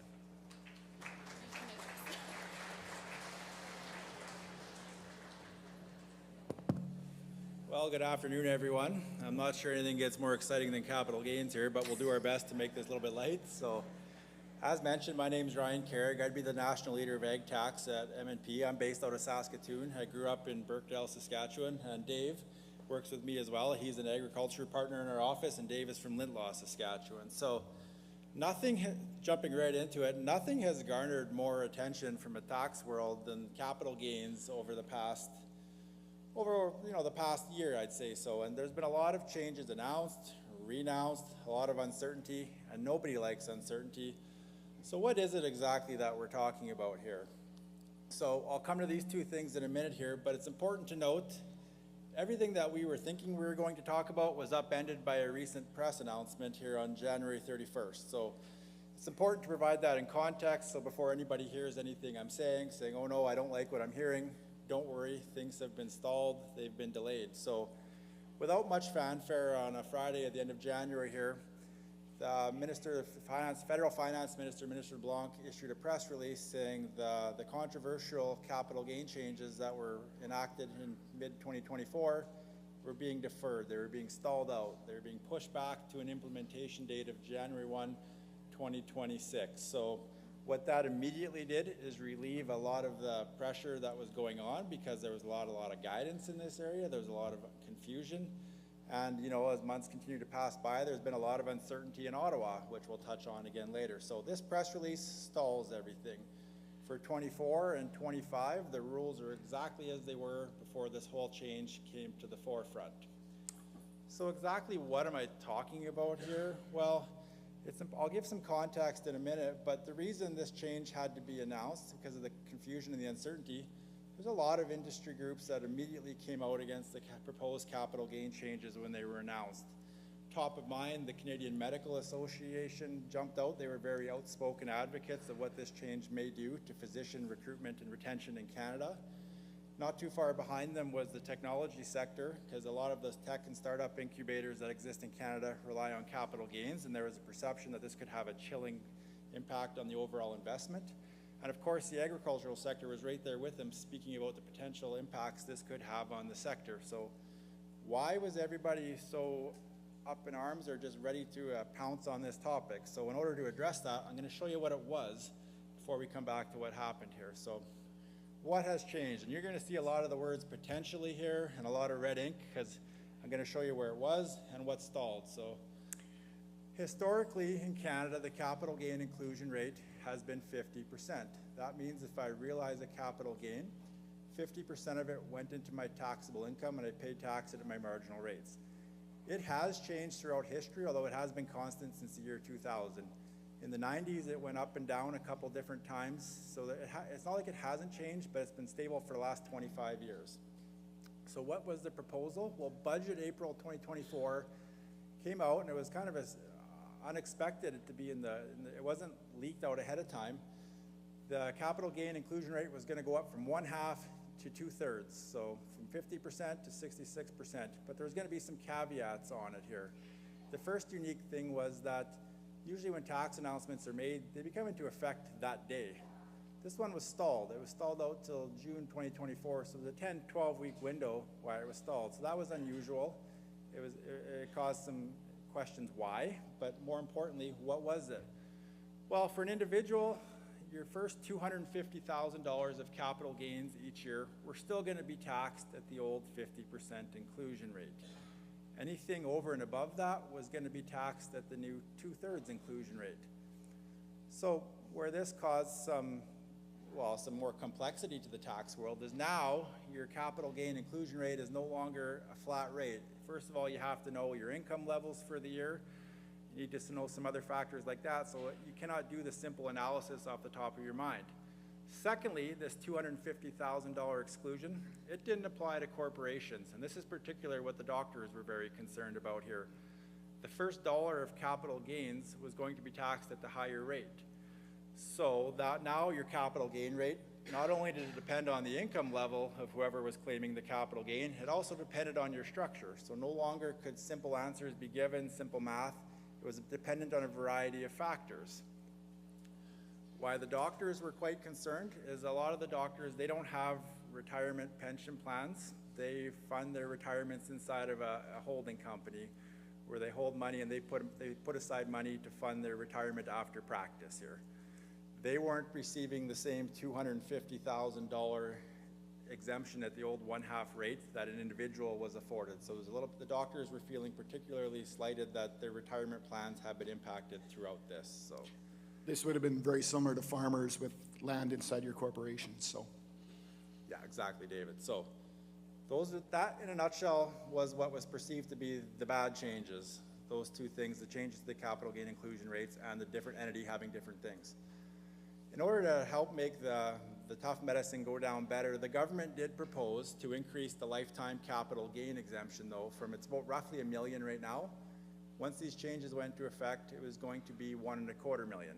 Think of it as like some sugar to help make the tough medicine go down better, is the best way to describe that. So that's what was proposed, and then a lot of controversy, a lot of ink was spilt in the media about this, on commentary from advisors, professionals, and just general public on this and the uncertainty that it had. Particularly, this was impacting potentially cottage owners.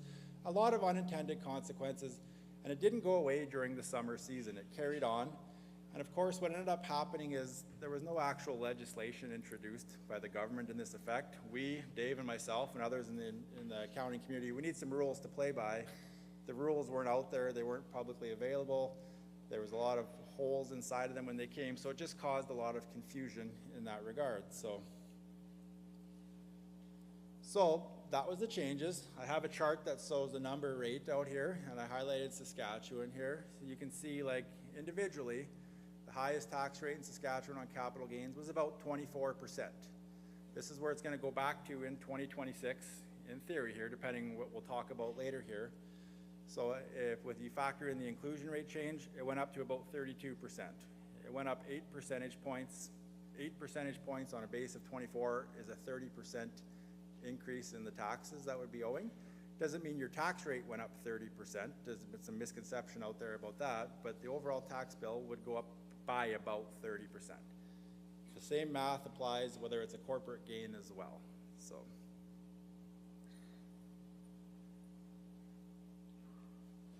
So where are we at in terms of this?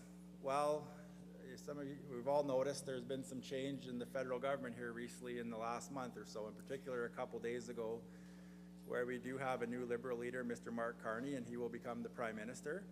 Now, nothing has been certain on this, but when they were doing the Liberal leadership campaign, I believe both Mr. Carney and former Finance Minister Chrystia Freeland both said they were opposed to the capital gain changes. So it's interesting in that regard where it will go. Like, it takes implementation before things go, but even though I'm saying here January 1, 2026, nothing is certain anymore, and I've learned to not say that over the past year here. So, Which has probably caused some of the hardest conversations that we would have with clients as advisors is trying to figure out what that actually means when you don't have a set of rules. So it's caused for you guys a lot of confusion, and probably more so even for us in trying to figure out what exactly we should be doing with and for clients with these uncertain inclusion rates. So, as the federal government was taking a lot of heat from the various industry organizations that I talked about, there was something in the federal budget called the Canada Entrepreneurs Incentive, but it was originally released without any legislation, not a lot of whole detail what it related to, and from the outset it sounded like it was only going to apply to the technology sector. Didn't get a lot of coverage, a lot of commentary, because it had very restrictive rules on it. As the summer of 2024 went through, former Minister Freeland made a comment that this entrepreneurial incentive was going to really be beneficial, be a boon to the agricultural sector. Well, that kind of caught our attention. We didn't really know what she was referring to because there'd been nothing to compare, nothing had been released on it other than her public statement on that. So we took that with some cautious optimism, and then in the middle of the summer on August 12th, there was another press release that came out where this whole new incentive called the Canada Entrepreneur Incentive was released, and I won't go technically through the rules here because I could bore a lot of people, but it was almost written like it was exclusively trying to catch the agricultural sector in a positive way on it. So it was a good thing. It was kind of designed kind of like my earlier reference to the capital gain exemption increasing by $250,000. This was supposed to be some more sugar to help make the tough medicine go down better here. So what was this thing? And the reason I'm bringing it up is it's not officially dead, so it's important to keep this in the background on this. So every individual in Canada, starting in 2025 here, so now, every year you were going to receive $400,000 in a notional account. Don't worry, you're not getting any checks or anything like that. It's just it's a fictitious imaginary account that exists out there. But when this is fully phased in by 2029, I myself would have $2 million of eligible Canada Entrepreneur Incentive room. That means if I sold property that qualified for this incentive, and the vast majority of farm property would, not all, I'm not going to go that far, and other businesses other than farms would be into this as well, $2 million of my gains would now be taxed at a 1/3 inclusion rate. So I would now have a tax rate that could be better off than where things were at before this whole capital gain change even originally started here.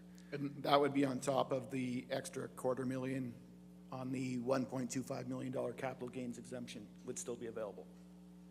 Correct. So the federal government had put out some math in their press release, and I checked it, and it was 100% legit. And if an individual was selling property, so I'll use myself as an example. Again, I'm selling some quarters of farmland. I had my full capital gain exemption available. I never used it prior. And come 2029, this full amount had been phased in. If my capital gain was going to be less than $6.25 million, I would have been better off under these proposed new rules that come in. $6.25 million was the break-even threshold. If you were realizing capital gains over $6.25 million, then you're definitely going to be worse off under the new rules here. So that was this Canada Entrepreneur Incentive. It died when Parliament was prorogued here in December or January. I can't remember the exact date it was. Whether or not it's ever reintroduced is a question of fact for the future. In that January 31st press release, the Liberal government did commit to reintroducing it, but like I said, we've had a new leader, new everything.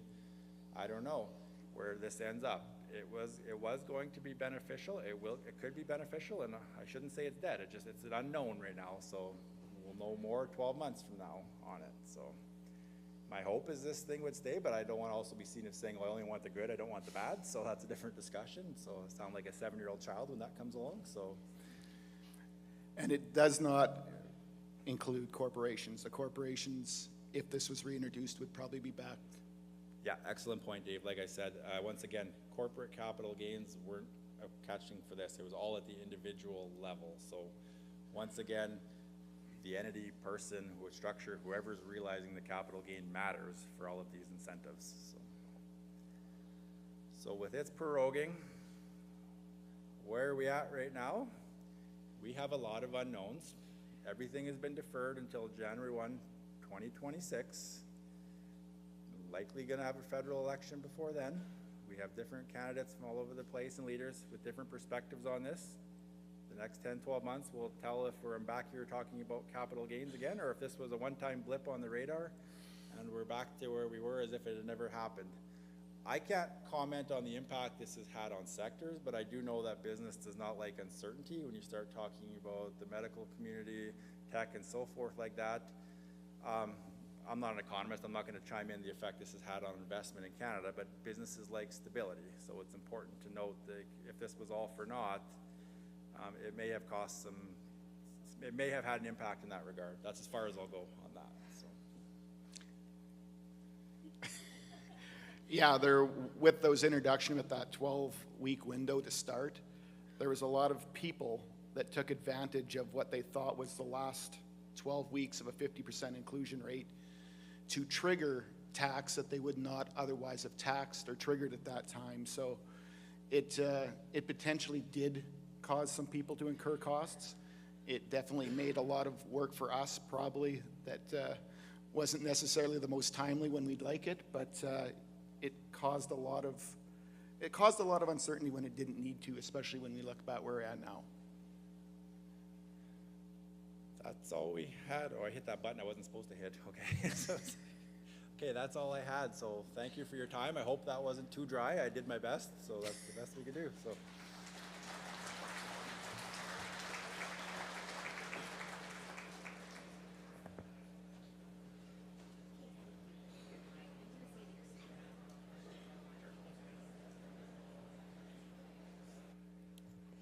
All right, I know we don't have time to up here do, a microphone conversation and ask some questions with David and Ryan, but they are going to be kicking around. They're from MNP. They're going to be sticking around here mulling about. So if you're RM, if you do have any questions, by all means, take them aside and they'll answer them for you. In the meantime, I'd like to welcome our SARM board up to the stage. Our SARM board is actually going to participate in the fireside conversation. So they're going to come up here, and it's going to be very similar to kind of like an open mic. So we're going to chat with each and every single one of them. So as they make their way up here, I'd love for you to give them a round of applause. Thank you.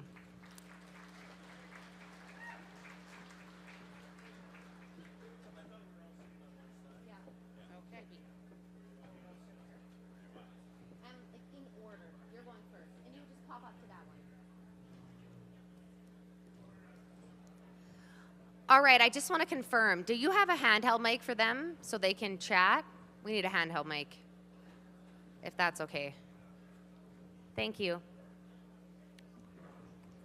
All right, typically our fireside chat is an opportunity to have a comfy couch and sit down and talk to someone that is really interesting and a part of Saskatchewan's history. But today we've decided to have a chance to get to know some of the SARM board members. So they'll be joining us in our fireside chat. Each one of the members will be showcasing an important issue that SARM is advocating for, particularly in their divisions. To begin, I would like to welcome President Bill to the stage. Bill, as you step up, I'd like you to share your RM, and I'd like you to speak on why SARM is advocating for ag. Go ahead, Bill. You can grab the handheld mic, and then... Or I guess he's wanting you to use that one. Yeah. It's fine, perfect. Okay. Okay, have at her, Bill. Thank you, Rusty. Well, it's Okay. a pleasure to be here and participate in this fireside chat. This is something new for SARM that we've initiated this year. And I guess the topic they've put on me is agriculture, because as most of you know, I am a farmer, farmed all my life, and agriculture is in my bloodlines. Ag advocacy and involvement in the agriculture industry is mandated to SARM in our legislation. So farming is the lifeblood of our RMs, and 90% of our members, are actually involved, directly involved or indirectly involved in agriculture, and it's a big part of our Saskatchewan economy.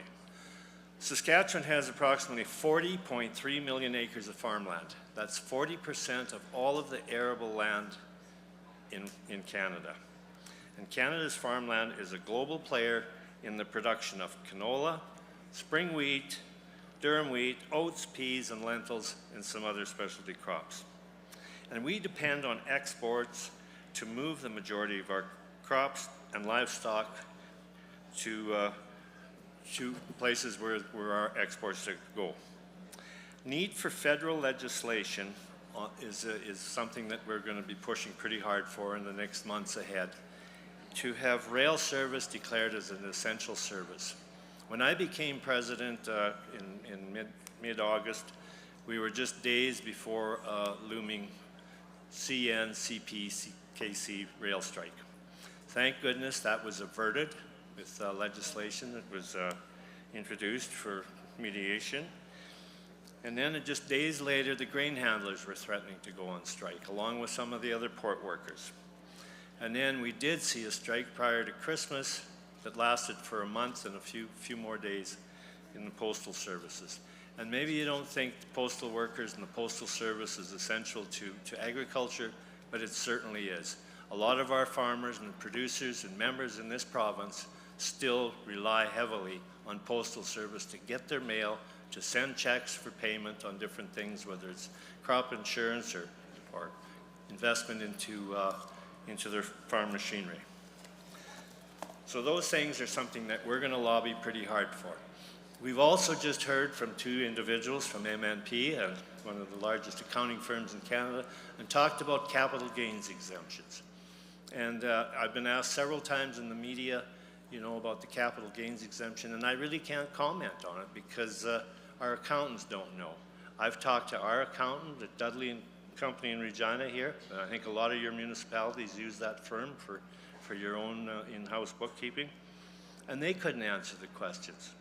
So those are things that we can't really talk about, but we are going to lobby the new federal government on some of the things on capital gains exemptions. It's one of our lists.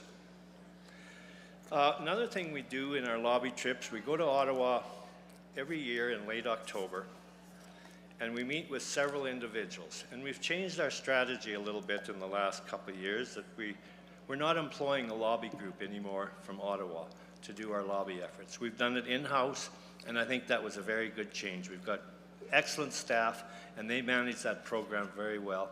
And I think in the last couple of years, we've set up anywhere from 21 to 23 meetings in Ottawa with federal officials, MPs, opposition leaders, senators, etc. And sometimes we get a little frustrated and that we almost give up our efforts of going to Ottawa thinking it's not worthwhile. But we got to be there, and we got to be in front of them. And we've met with the PMRA, and we had Dr. James Tansey just give a presentation here on the strychnine thing. And we met with the PMRA on 3 different occasions in about 4 years, stressing to them the importance of keeping strychnine registered as a product to control the Richardson ground squirrel. And they listened to us, but they must have deaf ears because it goes in one and out the other ear. And we finally asked them the question, like, have you folks ever been to Western Canada to see the devastation that Richardson ground squirrels can do to farmland, crops, and pasture land? And they finally admitted that nobody from that office had ever been west of Winnipeg. So that tells you something. So we're pretty well exhausted all our efforts on strychnine. I think we're going to lobby our efforts on tariffs and trade, I guess, now. Like, we're in a bad spot in this country. But I don't want to ramble on too long, but I just want to finish with one thing. When I first started going to Ottawa, the first Minister of Agriculture that I met was Minister McCauley. And he did listen to us, and I was somewhat impressed with him as an Eastern Canadian ag minister. But he was interested in some of the things that we rose with him. And one was the demurrage charges that we pay in rails when ships aren't loaded on time. and different things, and the capability of the port facilities and inland or port terminals. And also our representation from Western Canada representatives on the board to control some of the things that are done in Vancouver. So we're working to try and do that. So we work very closely with our Minister of Agriculture in Saskatchewan. We have an excellent working relationship with them. We always have, and that will continue, I hope. We work with the Saskatchewan Crop Insurance and work closely on some of the programs, and we stress pretty hard for changes to the forage program, the rainfall insurance program, and we're also working and trying to help out develop a program for the Saskatchewan, for the livestock industry. They're kind of out of the scope of the Saskatchewan Crop Insurance. It's a separately run program, but the uptake for that program is pretty low. I think maybe it's at 20% now. But those are some of the things that we're going to be working on pretty closely as the time goes on. I think my time's probably run out. Yes. I'm cutting you off, Bill. Thank you. As usual. As usual. I'd like to welcome Darren. Darren, I'd like you to speak on the continued issue of healthcare support in rural Saskatchewan and what SARM plans to do to improve on that. Darren.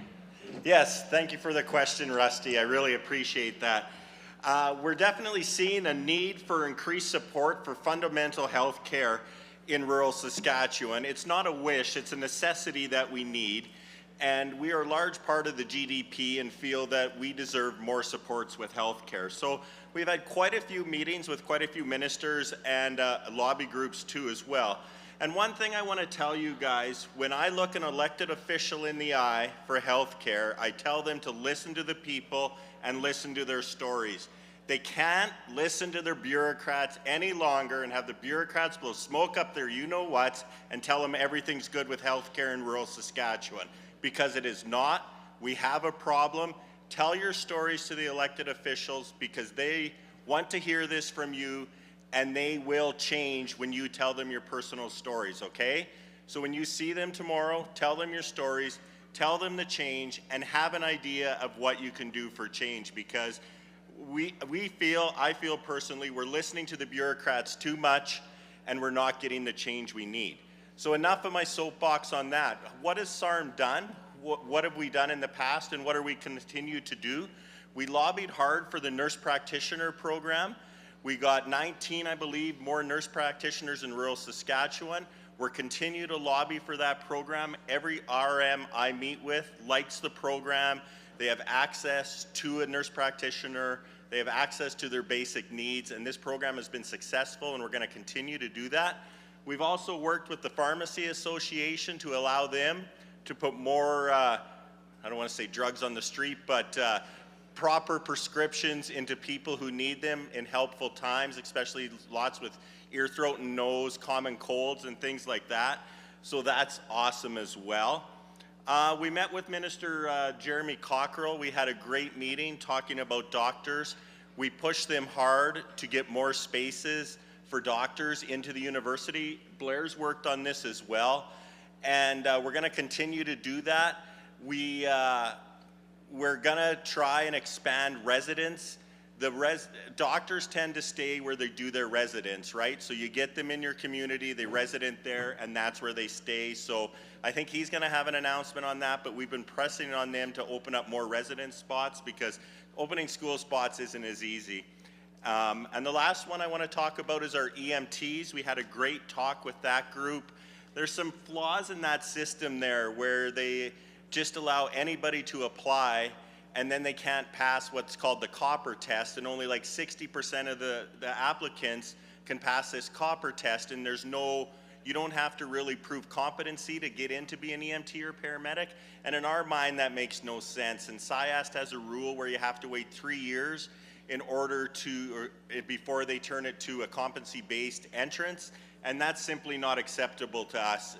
All those EMTs, if it's competency-based, would pass their copper test, and we'd have more EMTs in rural Saskatchewan. So those are just a few things we've done with healthcare.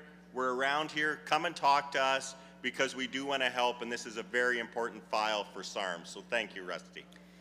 Thank you, Darren. I would like to call on Bob to address the concern of roads and infrastructure. It isn't a surprise that we have extensive roadways in the province and many in need of repair. Please share the work SARM is doing to continue to upkeep our pathways. Thanks, Rusty. The RIRG program, or Rural Integrated Roads for Growth program, it's a government-funded program that SARM administers. These funds are used to help the REMs upkeep and maintain some of their 164,000 kilometers of road network and help with bridge replacement projects. The Saskatchewan Provincial Ministry of Highways does provide annual funding, and the program saw an increase in 24-25 for incremental maintenance funding for clearing the path, or the CTP corridors. Also in 2025, RIRG funding for bridge replacement and that increased to $1 million, from $500,000. And we all know how expensive bridges are to replace, and that many are nearing their life expectancy. Currently, there's 1,281 bridges in rural Saskatchewan, and approximately 81% of RM bridges contain treated lumber components and have a service life of 50 to 60 years. SARM began a project to accommodate overwidth vehicles and large farm equipment by developing an alternative bridge barrier at the lowest height allowed by Canadian Highways Bridge Design Code, without sacrificing safety.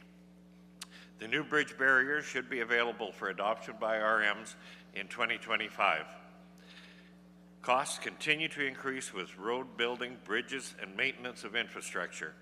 We have a shrinking rural population and an increase in commodities that we produce that need to get to export markets. SARM and all parties involved have many challenges with the RIRG program, first being there's never enough money to do all the projects required and that are needed by the RMs. Financial support from the federal government is imperative to support local infrastructures. Thank you, Bob. Let's welcome Cody. Cody will provide the latest information on where SARM sits with policing and rural crime, particularly highlighting the work with the RCMP and the Marshal Service. Go ahead, Cody. Thank you. Bob's probably a master at reading off a speech, so we're going to drop the bar a little bit for the rest of the table. I'm not going to do one. First off, I want to recognize Rhonda Blackmore, who I think has been probably the best representative for the RCMP that we've had maybe ever in a very, very long time. Unfortunately, by the time Rhonda got here, everything I'm about to say, I'll be honest, is probably my opinion. The RCMP's ability to do anything has eroded so poorly between poor staffing and a bit of a culture issue, maybe. I don't know. To me, it seems like I've lost faith in the RCMP, to be honest with you, and that's unfortunate. So when the marshals were introduced, I saw this as an opportunity because it was kind of a blank slate where there was going to be this new force, and I thought, this is perfect for SARM. We need to get at the table and make sure that we are helping set their terms of reference, their rules, what they're going to do. Here's a golden opportunity for us. This is going to be around for a long time, and we're at day one. What an opportunity for us to dictate what this is going to look like. There are countless stories throughout the province where the RCMP cannot provide the basic level of service that we need. And I don't think competition is a bad thing either. Like I've noticed that since the marshals have came online, the RCMP have stepped it up. So I don't think that's a bad thing. I also don't believe that this situation can be solved with throwing money at the problem. People are going to say the RCMP need more money, they need more money. I think they have enough money. I think no matter what, they are going to have a hard time getting people to come to Saskatchewan. But here we have a local police force who can recruit locally, men and women that are from here, that want to be here, that want to serve. So I see this as an opportunity, not a negative. I think it's important for us all to stay on top of it, though, and make sure it doesn't turn into something that we don't want it to be. So we're in day one of what the marshals is going to look like, and I'm excited. SARM has been, well, I think we meet quarterly with the marshals. We meet with the RCMP just as much. When we're in Ottawa, we're talking about bail reform. We have a lot to do. Sorry, Bill, I maybe misspoke on that one, but I'm pretty close. SARM has been very active on the policing file. We hear from you. Keep telling us, though, about your issues. If you have any positive success stories with the RCMP, if you have any concerns, give us that feedback, because this is a big file for us. Thank you. Let's have Myron. Myron will discuss water infrastructure. It could be drought initiatives, drainage, or irrigation. Myron will take the latest lobbying and work being done to benefit RRMs. Go ahead, Myron. Okay, thank you. So I'm going to talk about water infrastructure and water management and why it's important. So we know that water is an important topic in rural Saskatchewan. It's not uncommon to have areas that have too much water and other areas have a shortage. And this is important because both these scenarios can cause a significant reduction in crop production. You know, why is this important? This is critical because we want to talk about something like food security. Saskatchewan is the king when it comes to agriculture, as we have 44% of the arable acres in the country. Some other things, drought. We know that drought can be absolutely devastating in the livestock industry, as we have seen over a number of years. Also, whether it's flooding or drought, we know that this can have significant impact on people, infrastructure, and communities in rural Saskatchewan. So we need to have solutions to deal with these challenges. So in developing solutions, we have worked hard to take the concerns of our members to the table. And also, one of the things we think are really important is that landowner rights are respected and protected. We believe that investing to water infrastructure, managing water issues, is essential for the long-term viability of rural Saskatchewan. So what I want to do is just give you a couple examples of areas that we've been working in and that I'm sure a lot of you guys will be familiar with. So the first one I want to talk about is drainage policy and wetland retention. So we know that earlier this year, the Saskatchewan Water Security Agency released what they're calling their agricultural water stewardship policy. And really this outlines how much wetlands will have to be retained. SARM did play a role in this. We did attend the stakeholder events, and the purpose of the stakeholder events was so the agency could collect feedback when they're developing this policy. I can tell you that SARM, we still have a number of concerns when it comes to this policy, and we'll continue to work with Water Security Agency to try and answer some of these. We do acknowledge that both wetlands and farm efficiency are important, and they must coexist. But we also believe that the strategy must recognize that the agriculture industry is the backbone of our economy, and all the consequences can't fall on the backs of only the ag producers. We need a strategy that is balanced and works for all. And finally, we need a strategy that is realistic and attainable. And then perhaps this is probably the most one, is we need a strategy that recognizes and respects landowners' rights. Another one is this farm and ranch water infrastructure program.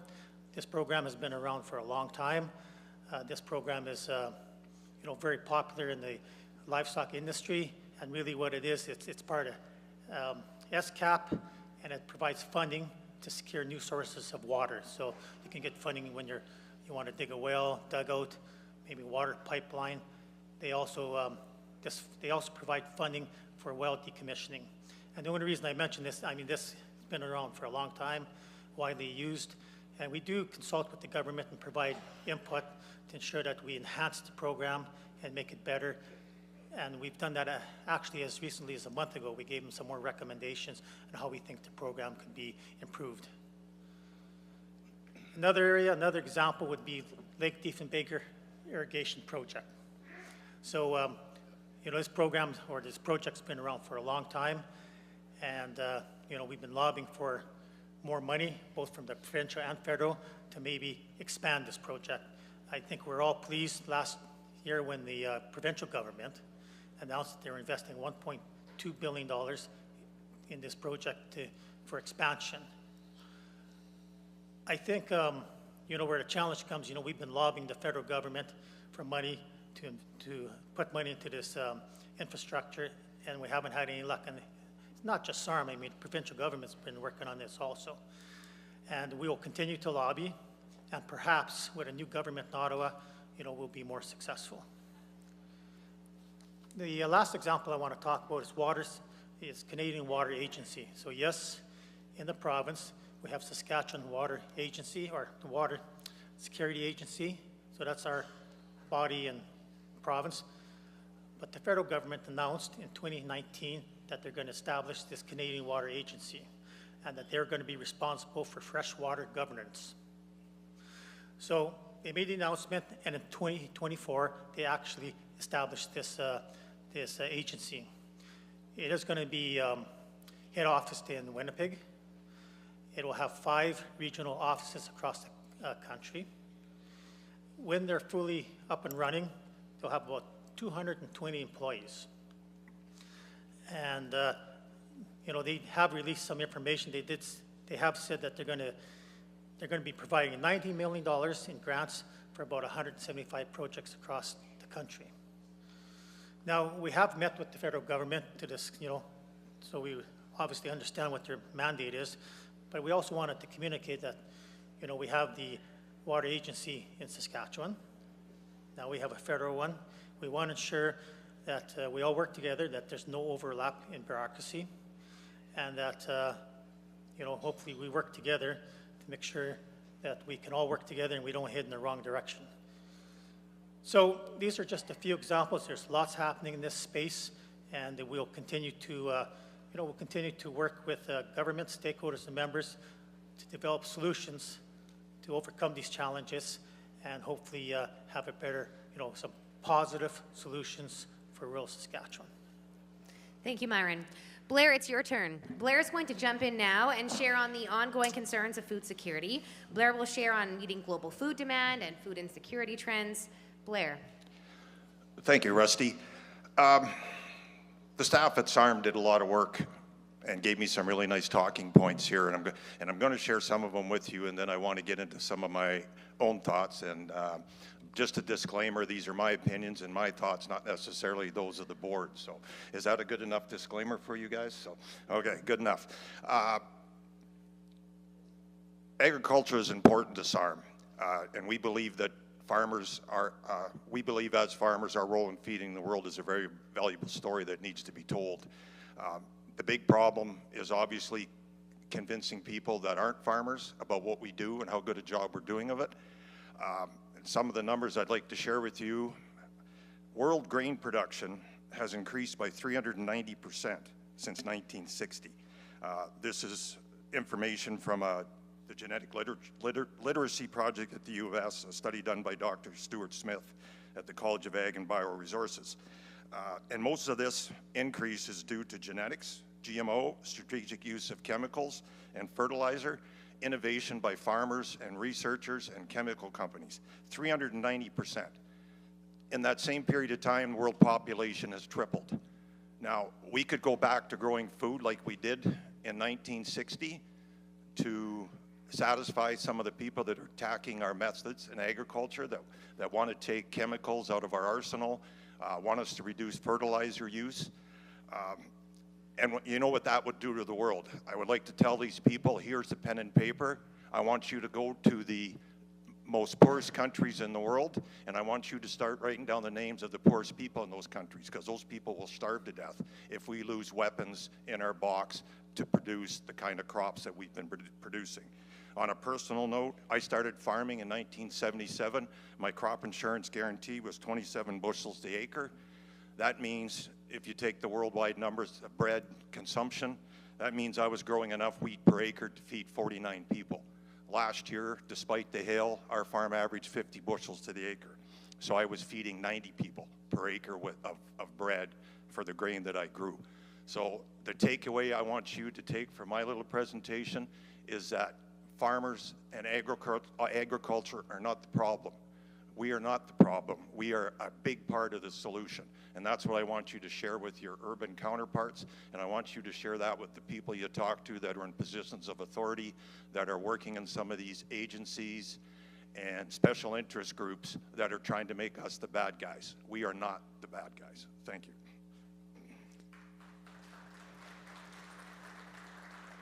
Thank you. All right, let's have Randy share in energy and natural resources, touching on oil and gas industry particularly, and the value that it holds for RRMs. Randy. Good afternoon. I'm really happy that I get a chance to speak on oil and gas, as it's a major industry within Division 6. And I'm going to touch on the pros and the cons of the oil and gas industry. The oil and gas industry plays a pivotal role in rural Saskatchewan, SARM believes it is essential to support and advocate for our oil and gas industry in the province. The oil and gas industry is an economic driver which generates taxes, royalties, export earnings for the province, as well as an additional municipal and education tax base. Oil production in Saskatchewan accounts for approximately 20% of Canada's total oil output, making it the second largest oil province after Alberta. The oil industry also represents 22% of the province's GDP, underscoring its importance to Saskatchewan's overall economic stability. The oil and gas industry is also a significant employer in Saskatchewan, supporting over 5,000 jobs within the province. In rural areas, these jobs range from direct employment in drilling and production to offshoot roles such as trucking, snow removal, and equipment maintenance. Our oil and gas sector contributes $34.1 billion in federal and provincial income taxes and royalties in 2023. These revenues help to fund hospitals, pay for education, and run critical social programs. But, of course, as with any large industry, there are negative issues along with the positive. Large volumes of road usage by oil companies are an issue. We especially see this in the heavy oil areas of the province because trucking is the only way that they're going to get these to the refineries. Another issue with, is taxes in arrears. Anybody in Division 6 that is having that problem, they know it's a very real issue. The problem with the taxes in arrears is some unreputable oil companies. It's not all of them. And this creates a situation where mill rates must increase to cover road maintenance, and this unfairly increases taxation for honest oil companies and agriculture ratepayers. SARM is strongly committed to helping these rural municipalities that are having bad experiences regarding these issues. With that being said, the oil and gas industry is a huge financial plus for the province, and SARM supports and advocates for the oil and gas industry. And I would also like to mention, I've talked to quite a few different municipalities in Division 6 that are having a lot of issues with the roads being beat up. I would really like you to get a hold of me. You can probably find my phone number. I would like to set up some tours coming up this summer, possibly, well, probably in June, July, and I would really like to go out and see some of your roads. So with that, I'll say thank you.